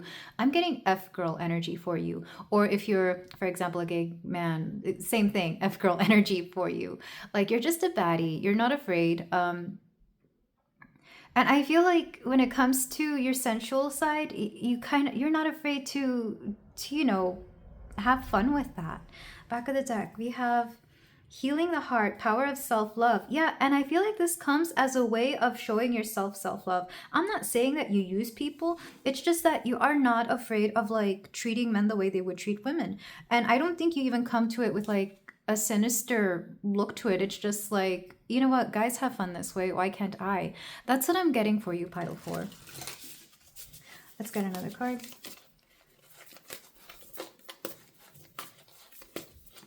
Okay, you got two. We got Scarlet Witch, explore beyond the veil, and Nightcrawler, in my eyes, I am beautiful. Yeah, this would be like, I'm seeing a specific scenario. Let's say like in high school, you were always like a nerd, or it's very much an ugly duckling story, but instead of turning into a swan, you turned into like the black swan. You went straight from ugly duckling to black swan. And I feel like you never feared going back. I'm getting like black magic woman energy here, or femme fatale, black cat vibes. Like, you're just not afraid of anything, and you are not taken for a fool. People know that right away, and yet that particular energy is so, like, men just find it very sexy. Men find it very appealing. In fact, it wouldn't surprise me if you have a partner who's the complete opposite of this, because I feel it's very strong with you that people would have, like, somebody who is very pure of heart would be the only person who is for you, because people would either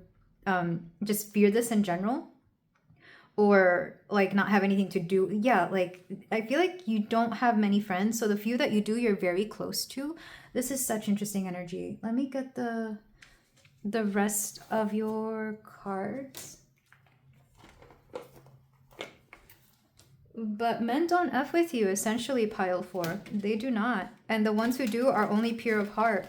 It's ironic because, yeah, I'm getting like, what's her name from Parks and Rec? April Ludgate. I'm getting her.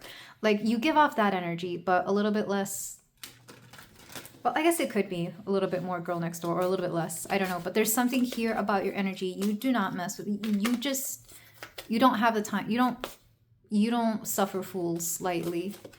We have happiness, and yet despite this, you're like a really easygoing person. It's just the way men view you. They fear you when they first see you, and only those with a pure heart are able to come through. We have illumination. Yeah, you illuminate that, ironically, because I feel like your aesthetic could be rather dark. You illuminate that which needs to be shed a light upon. Yeah, I'm getting Wednesday Addams, but not in that one movie, I forget which movie it is, where she's talking about, you know, how Native Americans have been stripped of their rights. That's what I'm getting. Like, yes, you are very much dark feminine energy, but you use it for good.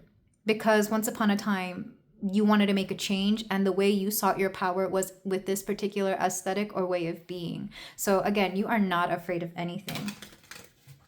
Lots of blue coming through, letting me know that you're also very outspoken.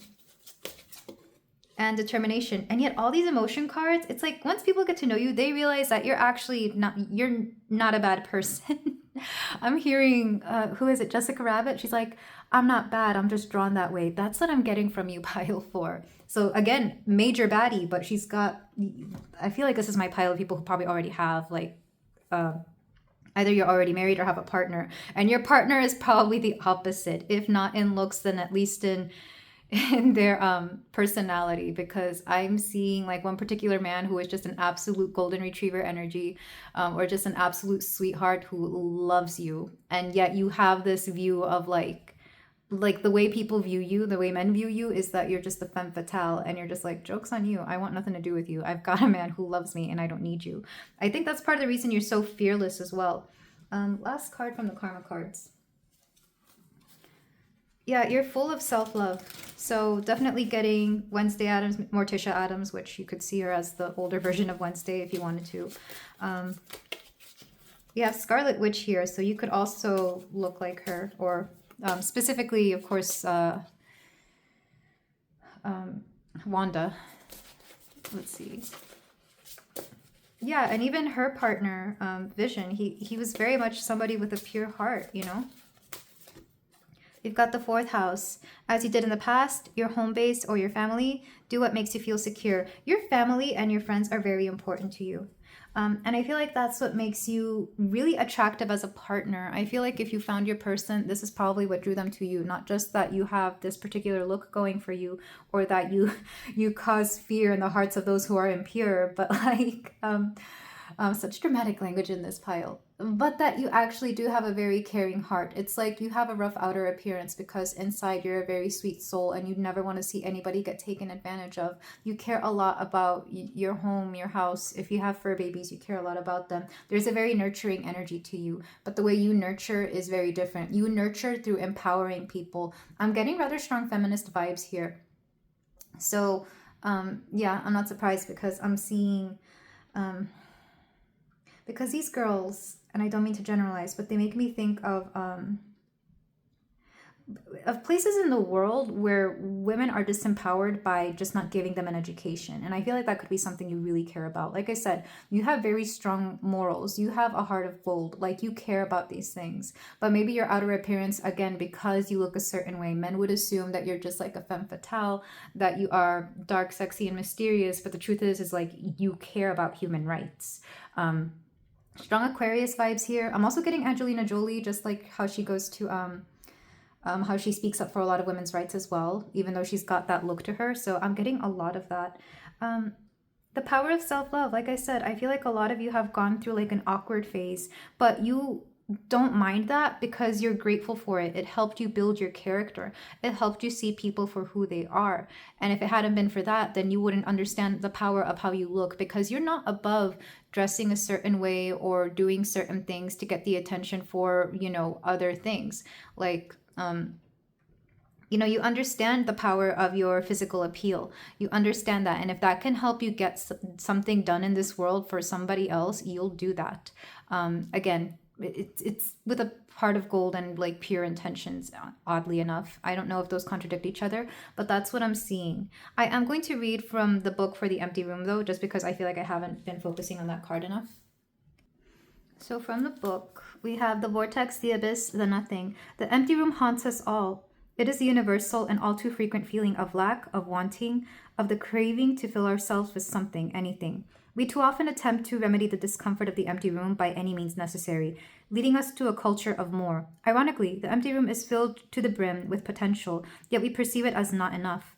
This card is a cry for patience, for sitting within the barren walls of not knowing, for awaiting true vision and purpose before attaching to it what we should do next to save our outward appearance.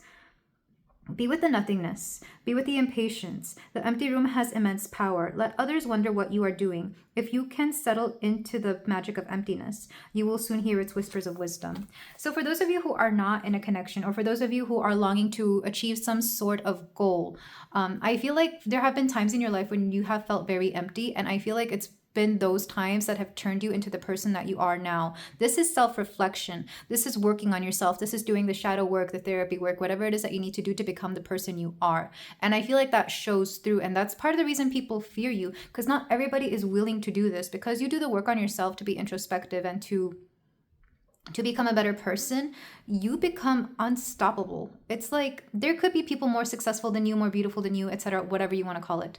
But none of them have the substance that you are made of, because you're willing to work on yourself, because you're willing to understand yourself. And because you understand yourself, you understand others, and not just people that you want to get to know personally, but the people at large. Like I said, you have a very humanitarian kind of heart here. So I feel like you don't mind doing things for the collective, for, lots of people. It wouldn't surprise me if you yourself were a tarot reader and you started doing this so that you could share your gift with the world, because I know when I started, I knew I had a gift and I had like all these cards and I had this ability.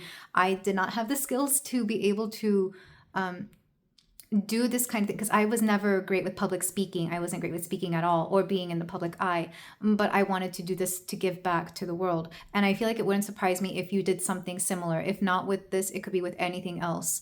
A lot of you could be lawyers, doctors. I feel like you feel called to do something for the collective, and men find this amazing about you. I'm being shown, oh my God, what's her name? Amal Clooney. I forget what her maiden name was. I want to call her that because that's the woman that George Clooney fell in love with. A woman with like a life of her own. A woman who is not just drop dead beautiful and successful, but also she's got causes. Like she's got things to dedicate her life to. So yeah, I love this energy about you. This is how men view you. And I feel like that's what makes you intimidating. You intimidate the crap out of them because they know that you are they know that you're just worth a lot. And if you do have a partner, I feel like I said, this partner has a heart of gold and they're probably up to your level. Because for a lot of you, I feel like you do. Very beautiful energy. Very beautiful. In fact, it's funny how we start off with all this blue and black and a little bit of red, like fiery, hellish colors, and then we open up to this beautiful, warm color palette. I like to pay attention to the colors sometimes because they do tell a story. But if this sounds like you, if you want to continue hearing about how men perceive you, other than unattainable, then let's move on to the tarot, where we are going to see more specifically how men view you, including your appearance, your emotions, your mentality. I kind of wish I had done something to how they view you professionally, just because I'm wondering what you do pile for. If you want to tell me, you can do so in the description below, because I'm very curious. Yeah, you could easily be a nurse, or you could work in something that helps better people's lives. Maybe you do work in education. Let's go ahead and get your cards, though. How do men view you? Some men are afraid of thinking you in that way. Why is that? I wonder if you have like a powerful partner. Because let's face it, if we're sticking to like the examples I've been shown, like they're all known for being their own person, but having partners that are just absolutely dedicated and in love with them. Like Morticia Addams and Gomez, I mean, he's absolutely in love with her. I don't know much about Roger Rabbit. I never saw that movie. I just know about Jessica Rabbit because she's iconic. And then George Clooney, of course, he was famous before she was, but I don't think anyone would mess with her. Okay, so first card is going to be how they view you appearance-wise, how they view you physically. We have the Wheel of Fortune. You are very, very blessed physically. I feel like you were blessed with a really nice face or a really nice body, or maybe you just have certain features that not other people can get, because the Wheel of Fortune is luck. So this is like you were blessed with a particular appearance that not everybody can obtain, even through, for example, through surgeries or something like that, because I'm always drawn to her eyes. Like, I'm not sure if you can tell, they're like amber eyes. Like, they're not just brown, they're like super light brown. So you probably have really gorgeous eyes, or there's something about your appearance that not everybody can mimic. Like, you have a very unique appearance. It would take a lot of it would take like really well paid surgeons to get people to look like you. So yeah, you're very well blessed with your body or your face or your physical looks in general. You also tend to, Demeter is a very natural, yeah, she's like a natural person. She's the goddess of the harvest, and that makes me think of like natural beauty. So you're a very blessed natural beauty. How do they view you emotionally? We've got the Five of Coins. Again, it's this lack, this feeling of lack that you used to have. You have overcome that. You have such a strong sense of self-worth. You have such a strong sense of being just everything that, like, you're just worth it. I keep hearing that. Like, you have a strong confidence. You have built up this confidence, and people know and understand that it's not a confidence that you were born with either. I feel like you really had to work toward this. How do they view you mentally?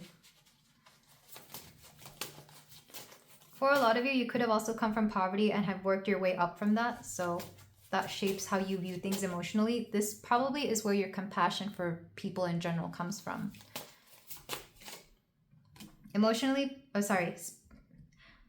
Mentally, Page of Cups. You have a very innocent mindset. And I feel like this is what really draws people to you, because I'm thinking of like, you just have a purity that was never snuffed out. Like, it doesn't matter what you've been through. It doesn't matter what you've gone through. You believe in the good in people. You believe in, like, you just deserve that every child deserves a beautiful, happy future. And they should at least be given that. That's what I'm getting. You have such pure intentions, pile 4. And I feel like that's in contrast to how you look sometimes, because people wouldn't assume that about you. You have like a very sexy femme fatale look. And when people get to know your mind, when they get to know your views, they just fall in love, because it's like, wow, look at this person having such beautiful ideals for the world. Let's see how they view you spiritually.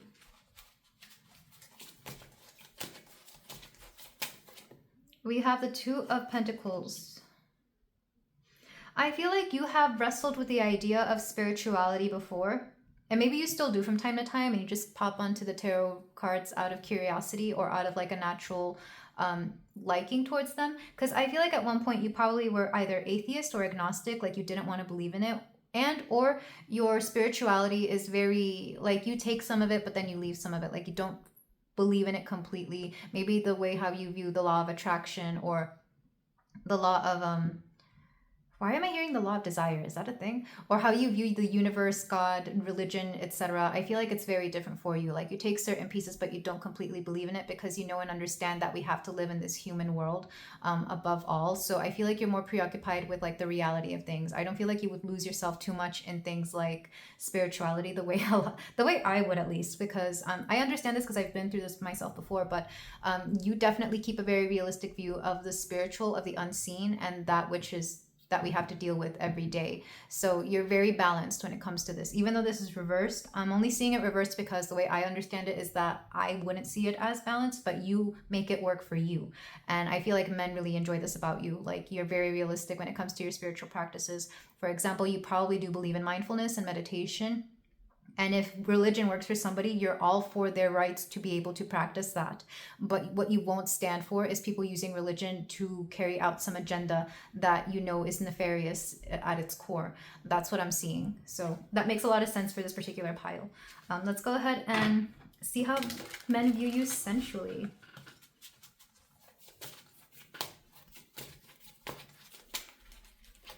For my pile 4, how do men view you sensually? The Fool. This is, and I kind of laugh because a lot of these cards, they're very like innocent. So maybe you do have like a certain way of carrying yourself that is innocent, but you don't look innocent. Or it could be vice versa. Maybe you look innocent, but you actually aren't. I don't know. It's like they don't expect you to be the way you are when it comes to intimacy. So maybe you give off very submissive vibes, but when it comes to the bed, it's like you're anything but. So yeah, or something along those lines. And I feel like men don't want to look at you again because either they're afraid of you or you have a very specific partner that they would be afraid if they ever found out that they like I don't know who you are with pile 4, but like maybe I don't know, maybe you were with somebody important. But it's like they're afraid that if they ever found out that they were seeing you that way or if they heard you sorry, your partner heard them talk about you in a certain way, they just fear that. That is so interesting. It's like if your husband or partner is a CEO and they know all about you, they're like, "Oh, let's not talk about pile 4 that way because the boss is going to hear and we don't want to get in trouble." This is so interesting. The only other pile that had this was pile 2. But I feel like this would be like the grown-up version of pile 2 because pile 2 gave off very young vibes. You probably look a lot younger than you are, that's for sure. Okay, let's clarify these cards. So appearance, let's clarify appearance. Ooh, the Hierophant. Yeah, like I said, you had humble beginnings in terms of appearance. I feel like you were ugly duckling or awkward. Like maybe you just were like the weird looking kid, but then you grew up and it's like you glowed the F up. You glowed the F up for sure. And I feel like anybody who picked on you back in the day is regretting it to this moment because they're like, dang, pile 4 got so good looking. Just because the Hierophant reversed is it's karmic lessons. I'm actually not taking too many reversals in this one. But this, I mean, just look at how he looks like he's checking somebody out. That's what I'm seeing. Like, you definitely get checked out. And if people have known you growing up, again, they do the double take because they just don't believe how you've turned out. Let's go ahead and get cards for how they view you emotionally. We have the Magician. You are very masterful at getting people to feel a certain way or to make... This was similar in another pile. It's like you allow people to feel what they feel. It wouldn't surprise me if you maybe you do a lot of charity work because you're able to get people to feel a certain way. And I know that sounds manipulative, but I'm seeing you use it for good. It's like, let's say you want to raise funds for an animal shelter. Like, you know how to put the right music, the right images, the right, you know how to do the things to get people to feel a certain way so that they can tap into that. If we were talking about this more spiritually, you would make a great therapist because you allow people to go back to a specific mind, a specific emotional state so that they can heal this. So you would make a really great healer or a therapist. Even doctors, I feel like if you were a doctor, you would allow people to tell the story of how they got hurt or what was going on so that they're able to pick up on that. I know that's weird, but you're really good at that. And you also know how to make people feel good. So yeah, when it comes to emotions, it wouldn't surprise me if you're a Cancer here, because I feel like Cancer, or any water sign, Scorpio as well, Pisces, because they're really good at feelings. Let's go ahead and get a clarification for how they view you mentally. Ooh, we have Temperance. You are very level-headed, very level-headed. Like, you demand a lot of, well, you command a lot of respect. I don't think you demand it, you command it. Maybe at one point you did, but it's like, you are really good. You're very smart, but people don't assume that or they don't see that right away. You're good at strategy, because I see Artemis as kind of like baby Athena. Like, Artemis, she would do strategy for sport, but she doesn't take it seriously. So you use your strategy when you need to. Again, especially if you have like a partner who's like really important, you would be like that one. You would be like the wife or husband here who like does the charity work, who knows how to get certain things. Like, you just make a great partner. And I feel like a lot of you, like I said, you already have a partner and you know how to play the field of being that person's partner, especially if they're very important. Because when you are the partner of somebody who makes a lot of money or who is in the public eye, you have a particular role to play. Like, that is not just something that you you know, stay at home and do whatever you want. No, you have your own public appearance to upkeep for somebody else. I don't know why that's coming through. I get that energy from time to time, letting me know that probably some of the people who watch my channel are going to end up being rather important people. So yay for you. But regardless, like I said, you're good at mental gymnastics. You know how to strategize, but not for nefarious reasons. I feel like you just know what to do and what to say in certain situations. Let's go ahead and get how men view you spiritually. Let's clarify the spiritual section. Knight of Pentacles. I feel like when it comes to spirituality and maybe religion here, you are just a little bit guarded about it, and that's okay. Like, I don't think there's anything wrong with that. Maybe you just grew up in a very religious background and you didn't like how that, you just didn't like how that was. And maybe you even are very against certain things that you grew up with. For example, if you come from like a very religious family and you didn't care for what that religion, how people of that religion perpetuated certain ideals, you're very much against that. And I feel like it's more religious and spiritual. Because when I think of spirituality, I'm thinking of like connection with the universe, connection with source, of meditation, being one with the energy around us. But I feel like you view spirituality a little bit more traditionally, or you grew up in that background, therefore you don't truly, it makes you a little bit uneasy sometimes, or you have to still grapple with like your own perspectives on spirituality / religion here. And then let's go ahead and see how they view you sensually. For my pile 4. The Hanged Man. Look. People are afraid to view you sensually for some reason. Why is that? I want to know who you surround yourself with. I want to know who's partner or whose child you are, because I feel like people just feel like it's like they want to, but they're afraid that even just thinking of you that way is going to end like, it's not that they're not looking, they are. You're very gorgeous, you're very good looking, you're very amazing. It's just like they do not want to pursue you in that way. It's like you're forbidden fruit, or they don't want to see you in that way. Maybe you don't allow men to view you that way. That could be another thing. Maybe you just make it out to be that way. Especially if you dress in a certain way where you cover your body. Maybe that's also a thing. I guess that would make sense. But it's like they want to, but they're afraid to. Back of the deck, we have the Empress reversed, letting me know that you've probably grappled a lot with views of what femininity, and I'm getting a lot of feminism here, like your own version of feminism, whatever that may be. Like you grapple a lot with that. You try to battle yourself. Ace of Cups. Yeah, especially when it comes to romantic relationships. So either, not everybody, this could be my pile of people who have like arranged marriages or something like that. I know that's not everybody. It's probably that's probably like one viewer who clicks this, and that's going to be it. But like, I just feel that you've had to grapple with like what it is to be a woman in your day and age in your life, with the background that you have, with the things that you've dealt with. That said, I feel like men really do respect and value you. Like they definitely consider you an equal. Oh, if you are like the CEO or head of something, they're afraid to see you that way because you're their boss and they want to respect you. That would make a lot more sense as well. So whichever makes more sense here for you, pile 4. Regardless, I still feel that you're an absolute beauty, that you are absolutely like intimidating and gorgeous, but essentially men are kind of afraid of getting with you in that way, and I'm not sure why, because I feel like you also, it's like you're a forbidden fruit or something. That's what I keep hearing, especially with the way Dionysus looks here. In fact, Pan and Dionysus look very similar here, like interest, but I'm not touching that. So I wonder why. But let's go ahead and move on to your closing messages. In fact, we might get a reason why in that one. So pile 4. Oh, okay. These are channeled messages from men in general.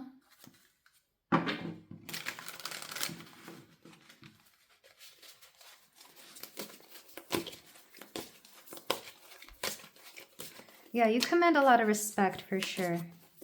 And even without a partner, I feel like you still do. So, pile 4, channeled messages. I'm stringing you along. I have ulterior motives.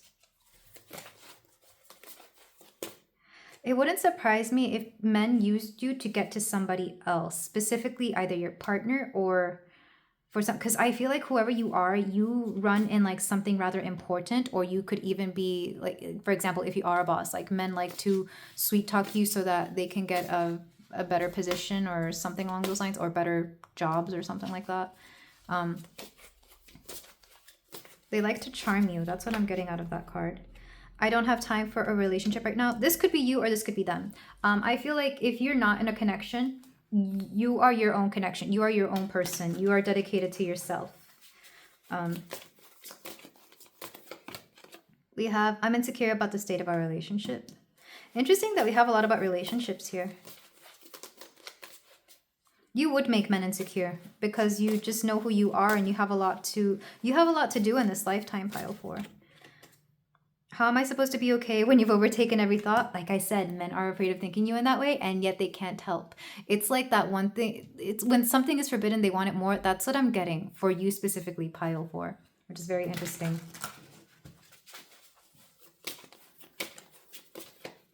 And I'm torn between you and someone else, love triangle.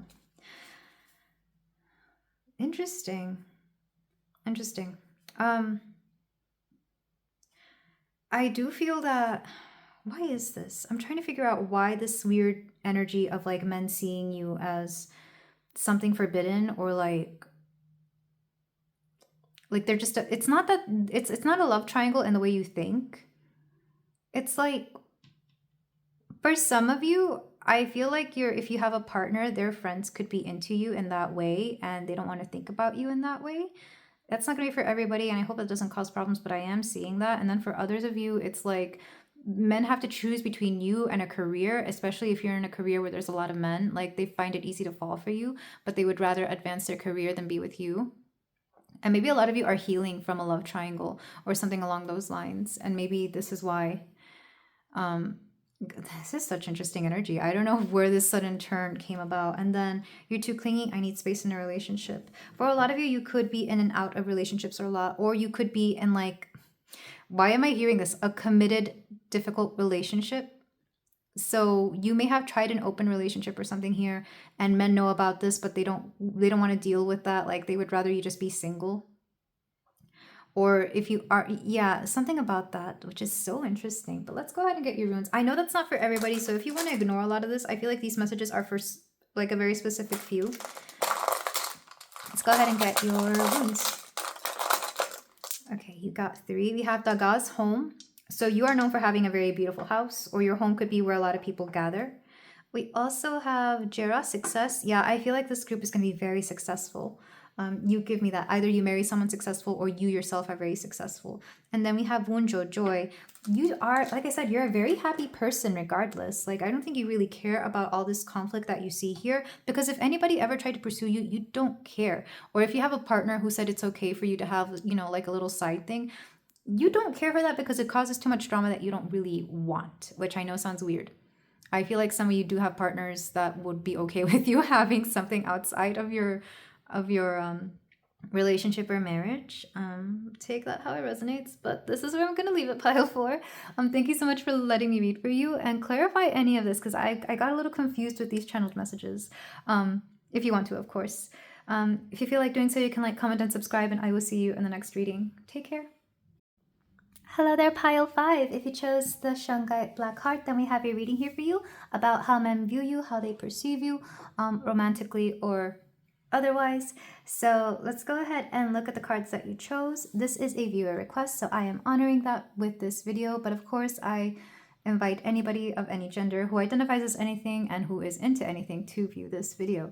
So let's go ahead and see the cards that you chose. We have air element number 3, mind, ideas, and descendant. We have the prayer, LXV. I'm hearing Madonna's like a prayer. And then we have raw, power. Interesting. Interesting. You attract a lot of powerful men. Or men in power seem to have a thing for you for whatever reason. Because prayer is like, I feel like men manifest you. Whatever it is that you are, you become like a manifestation of men's dreams, or specifically for like a particular type of man. Men who like to be in power, or men who like to be in control. I don't know why you're their thing. I guess you just are. The air element lets me know that There's something here about your mind that they really like. It's like you attract men who like intelligent women. Like it's not just enough for them to have good looks and, you know, a good, I'm hearing a good background, whatever that may mean. But for you, it's like you are everything. You are like the girl or guy of every man's dream here. So it's very interesting. Let's go ahead and get the rest of your cards.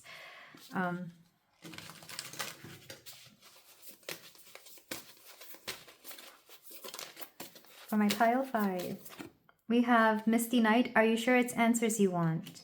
Very interesting. You have very interesting conversation, and I feel like men really like this about you because it wouldn't surprise me if you answered questions with other questions, like better questions, or you might even like men just like your conversation. There's something about you that makes them think. On top of you being very gorgeous. Let's go ahead and get more cards for you. We have Soul Radiance, Phoenix Rising. Yeah. This is a high caliber of woman right here, or man here. You are a high caliber is what I keep hearing. Like you're not for everybody. And this is in a good way. It's like I'm hearing top shelf. I'm hearing like it takes a very special kind of man to be into you.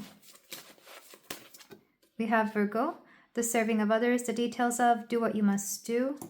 It wouldn't surprise me if you met a lot of men through work as well, because I think one thing that attracts men to you is the way you're able to handle yourself at work. Whether this is how you handle being in charge or how you take ownership of like your projects or things that you do, or even if it's just your attention to detail. Again, there's something here about your conversation that really draw men in. In fact, I've always called Virgos like honorary air signs because of their analytical skills. And I probably know more Virgos who are married to air signs than anything. I literally know Virgos married to every single sign. Libra, Aquarius, Gemini. You could also have that combination within you. And then we have Strength. I'm going to get another one. Anger. You're a little fiery, pile 5. But I feel like men like this about you. They see you as very intelligent, as very smart. It could also be that you're the one in power. Like, because I'm getting like, if you attract men who are in power, it's because you yourself are also very powerful, but you only show that to them like in like behind closed doors, whether it's within the family, within the home, or even in the bedroom, if you know what I mean. It's kind of like you take charge outside of wherever they take charge, and they like this about you, but you don't do it in a way that is undermining. You do it in a way that people would never really guess, or maybe, like I said, just intimately, because they like how your mind works. It's like, I think you even draw very intelligent men to you. But the way you display this is very differently. Like, for example, you don't really show this outside of the house, and they probably have to use this particular energy on display all the time. Especially, like, I'm getting somebody who has to be a very important person. You know, they go to their job and they have to make all these decisions, and they have to control all sorts of things. They're in charge of a lot of things. When they go home, you're the one who's in charge. So it's like you give them a break. This is why you're the prayer. It's like they manifested somebody who could be exactly what they are to others, but to themselves, because that which they want to do is something that they actually crave in somebody else, which is very interesting. With Soul Radiance, you have very powerful energy here. It's kind of like your soul is, I feel like men fall in love with your personality and your soul more than anything. Like, it doesn't matter what you look like, it doesn't matter what you do, it doesn't matter your age. It's like your personality shines through, your personality and your wit, your intelligence here. It's like they're very much into that. With Anger and Strength, you're not afraid of a good argument, of a good conversation. Like, there's something very strong about you that men are just absolutely drawn to. Virgo is interesting though, because I keep this is like submissive or servant-like attitude, and maybe you do have this at least for your partners or for the men in your life. Maybe you are this way with them, but it's kind of like, I feel like people would like to be in service of you because you have such a commanding presence, because you have such a, you give, like, if you're a female, you give alpha female who attracts the alpha male. That's what I'm getting. Like, men see you as an equal. Specifically, the more powerful the man, the more he sees you as an equal, which is a very interesting dynamic. And I wasn't really expecting that. So I wouldn't be surprised if you dated a lot of guys who own their own businesses, or who Like I said, they're in charge of something, or they're just, like really good at what they do. They might be a manager, they might be a CEO, but you're actually very one and the same. Like you are actually capable of doing everything he's capable of doing, but you instead reserve that for when you're both alone and intimate and stuff. It's like, yeah, that's a very interesting dynamic. Um, but like I said, you're a prayer. You are like a prayer answer. You fulfill a lot of fantasies here. The men who have been with you, because I'm trying to get like a bigger scope of like the men who are attracted to you, and I'm not seeing too many. So either you're not in the public eye as much, or you just are not surrounded by too many men. So whenever they do view you, they view you in this position of power. It wouldn't surprise me if you, yeah, if you're like a stay-at-home mom, it would make sense that they see your anger. Like maybe you just, it's not that you get angry at your kids that often, but they do see that side of you that teaches kids how to stand up for themselves, or that puts them in their place, which is very interesting. It's not going to be for a lot of you. There's also a lot of red here, so strong Aries energy. But yeah, I'm going to go ahead and move on to the tarot because I feel like a lot more will be revealed there. But this is how men view you. You attract men who are in power, but they actually want you to be in power, which is so interesting. I mean, I've heard that happens, but I've never... I mean, this isn't somebody that anybody would see either because they want to keep that private. But we are using the Mythos Tarot here. So more specifically, I want to see how they view you in terms of your appearance. For my pile 5. How do men view pile 5? We have the Page of Swords reversed. This is interesting because this also came out this exact position, in this exact position, and in this exact way in pile 1. So if you're coming from pile 1, this could be just confirmation. But I feel like I said, men they love your conversation, and I feel like they don't view enough of you. So especially if you do a lot of online dating, I feel like this is how they view you. Like they don't see your physical appearance first. They fall in love with your conversation. They fall in love with your mind. So if they do see you appearance-wise, it's like appearance-wise doesn't draw them in as much as your conversation. Again, I don't know why that is. Maybe you just look not to, and this isn't to hate or anything, but maybe your appearance wise, you could just be rather unassuming. People wouldn't expect you to think and say the things you do until you finally think and say them. Let's see how they view you emotionally. We have the Empress. Oh my gosh, yes, you are absolutely wifey material. Like I said, this could easily be a pile where you already have like a partner. I've been getting that for a lot of piles actually. But they see you as absolutely beautiful and nurturing, very motherly energy, very nurturing energy. I'm hearing you're a good keeper of secrets as well. Let's see how they view you mentally. We have the 9 of Wands. You're really good you're good in a debate. You are good at not just a conversation, but anywhere where you have to defend somebody or anything, you are really good at this. And that was coming through very strongly in the oracles as well. It wouldn't surprise me if you were like a lawyer or somebody who works in law in general. How do they view you spiritually? We have the King of Cups reversed. You are very, very spiritual and maybe even high-key psychic, but you don't tell everybody about this. It could also be that you draw a lot of men who are also psychic, or this could be a requirement for you in order to be in a relationship or in a connection with somebody. Like you only accept spiritual men or men who are spiritually aware of something, and maybe you've had to tell a lot of men this. Because the King of Cups is probably the most psychic out of all the kings. If any of the kings are psychic, I think second to maybe only the King of Swords.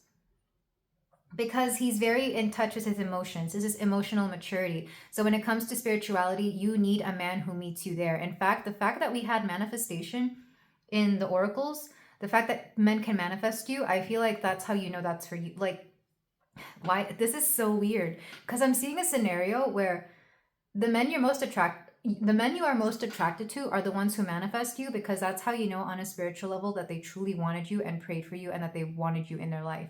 So if they're able to do that, that's how you know that you want them. And I know that is so specific, but that's what's coming through here. So you only deal with men who are spiritually and emotionally aware of themselves. And you don't take anything less than that, which Fair. That's very fair, pile 5. That's actually great advice, especially for those of us who are very intuitive. And then how do men view you sensually? How do they view you in that particular way?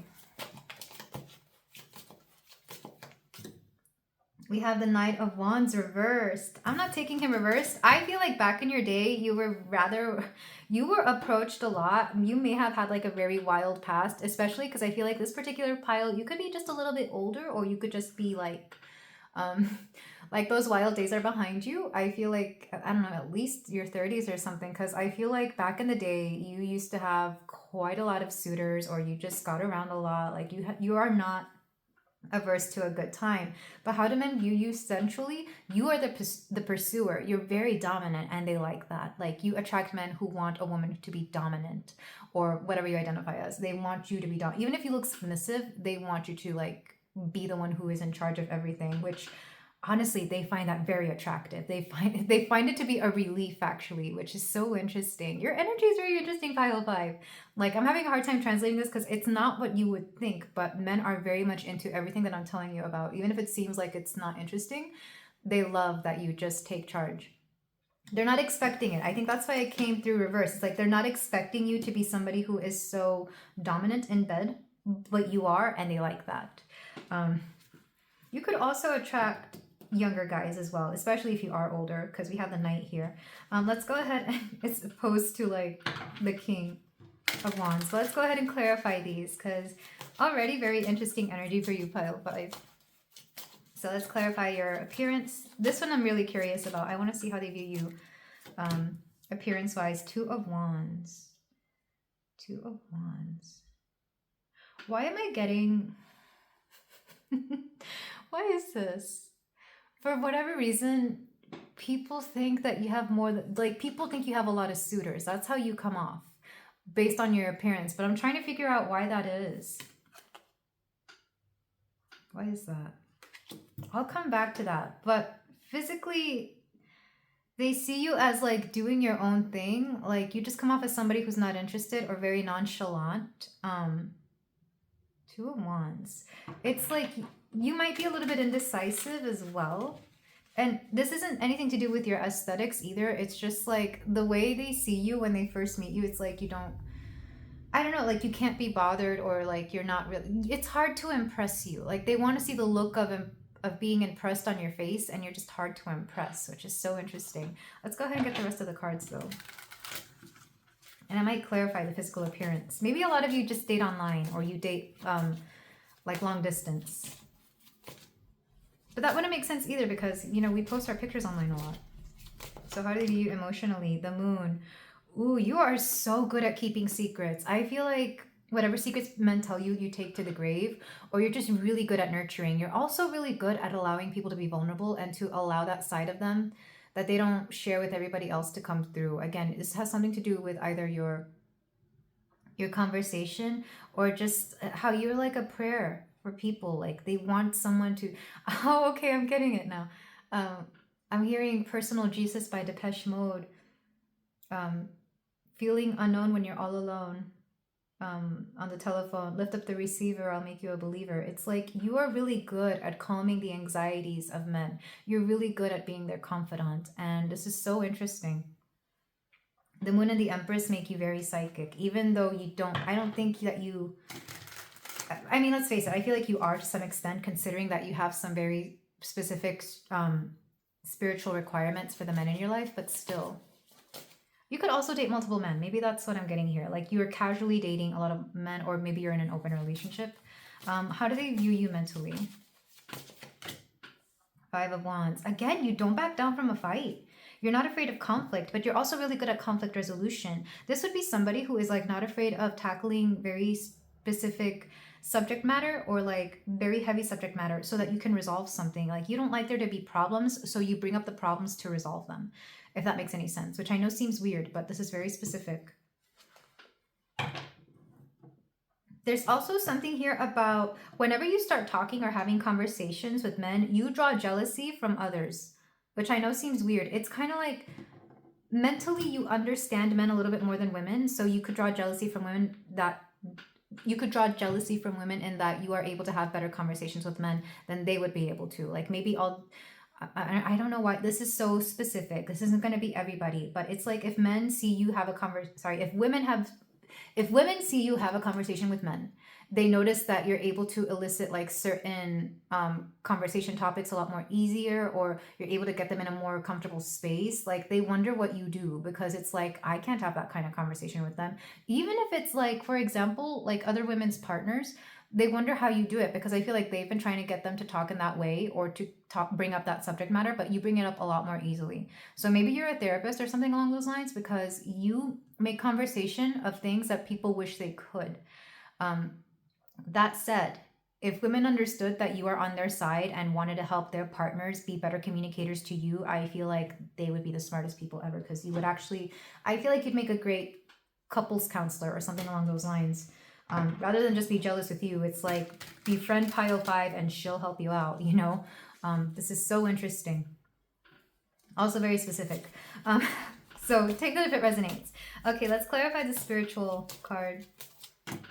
We have the Six of Wands. Yes, you know that in order for you to be very successful in life, you have to have a partner who's on your level, not just mentally, not just emotionally, but also in terms of how much they believe in themselves. This is spirituality in like law of manifestation, and being able to believe in yourself and your connection with some outer source, outside source. You understand that in order to have a successful union, in order to have success in general in every aspect of life, you need a partner who is also mindful. So you ask this of men, and if they don't up to that, you have nothing to do with them. This is probably your highest standard and you don't care. Maybe this is why a lot of you are single.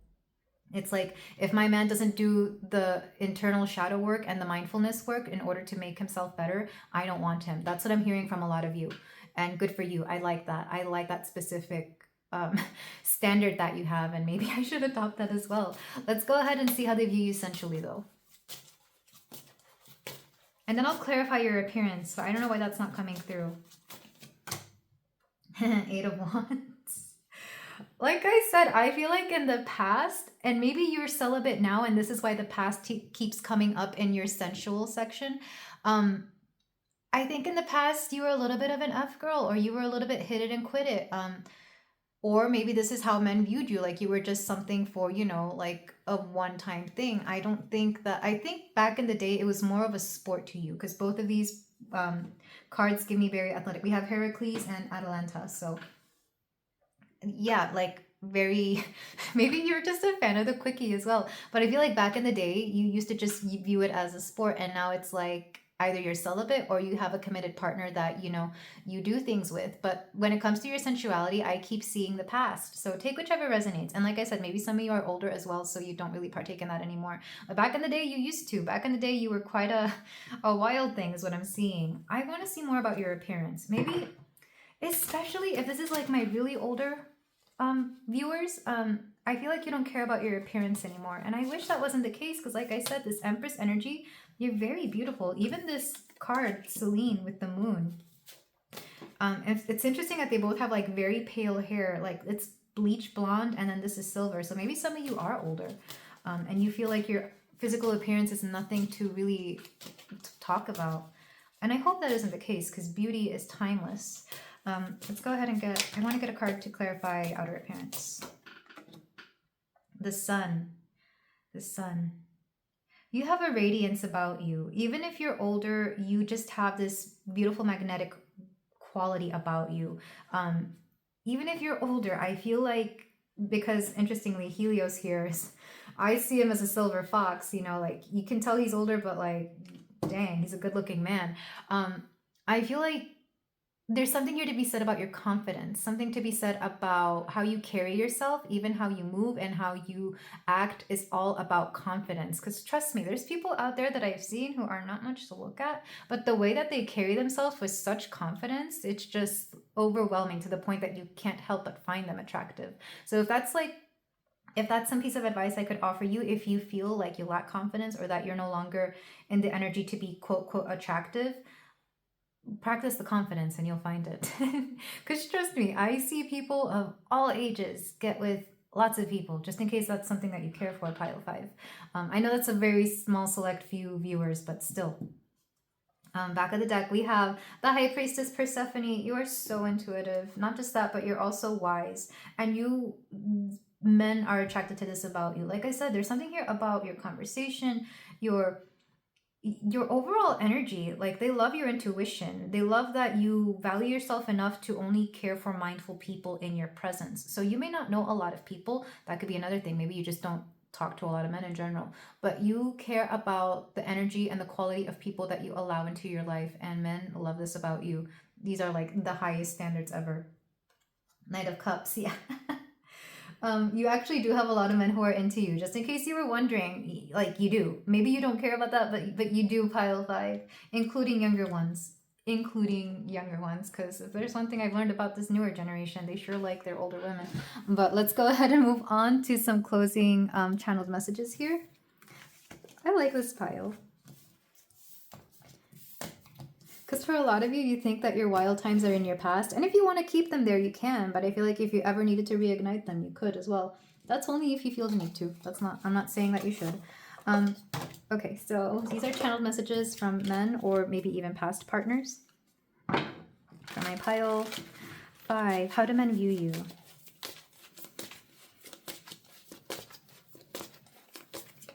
We have spring, so something about the springtime could be important here. Maybe you were born in spring, or maybe something about your appearance reminds people of the springtime.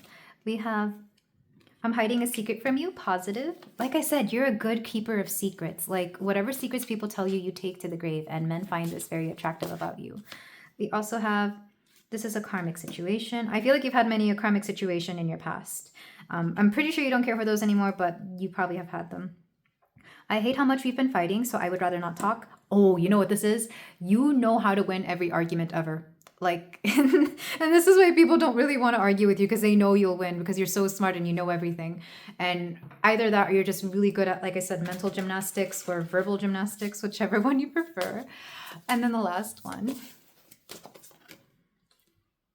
I keep hearing our songs everywhere I go. Oh, you're one of those people who has like a song for people, or maybe certain songs just take you back to like, oh, okay. For some of you, people have dedicated songs to you. Either they've written them for you, or like they like to dedicate them like at the restaurants or something like that to you. Maybe back in the days of radio, they would dedicate a song to you as well. I'm not sure if that's still a thing, or maybe people like to send you playlists or like, you know, links to song that reminds them of you. Back of the deck, you're so familiar to me, as if we've known each other for a long time. It wouldn't surprise me if some of you have a partner that you've been with for a long time or something along those lines, or even just male friends that have known you forever. For some of you, you have like male friends that you fall in and out of like connections with as well. Like, you've known them for decades, and every now and then you date, and then you decide not to date, but you still remain friends, which is very interesting. Let's get your runes. Okay, you get 5. Okay, so we have, this is Otilo, which is prosperity. Yeah, you're very prosperous. We also have, this is Naughties, which is constraint. People really have to hold themselves back around you, is what I'm hearing, for whatever reason. We have Algies, which is friendship. Yeah, I feel like you have a lot of friendships. You probably have a lot of friends with benefits as well. I'm getting that. We have Fehu, wealth. I feel like you have, either you already make a lot of money, or money is like a big thing for you.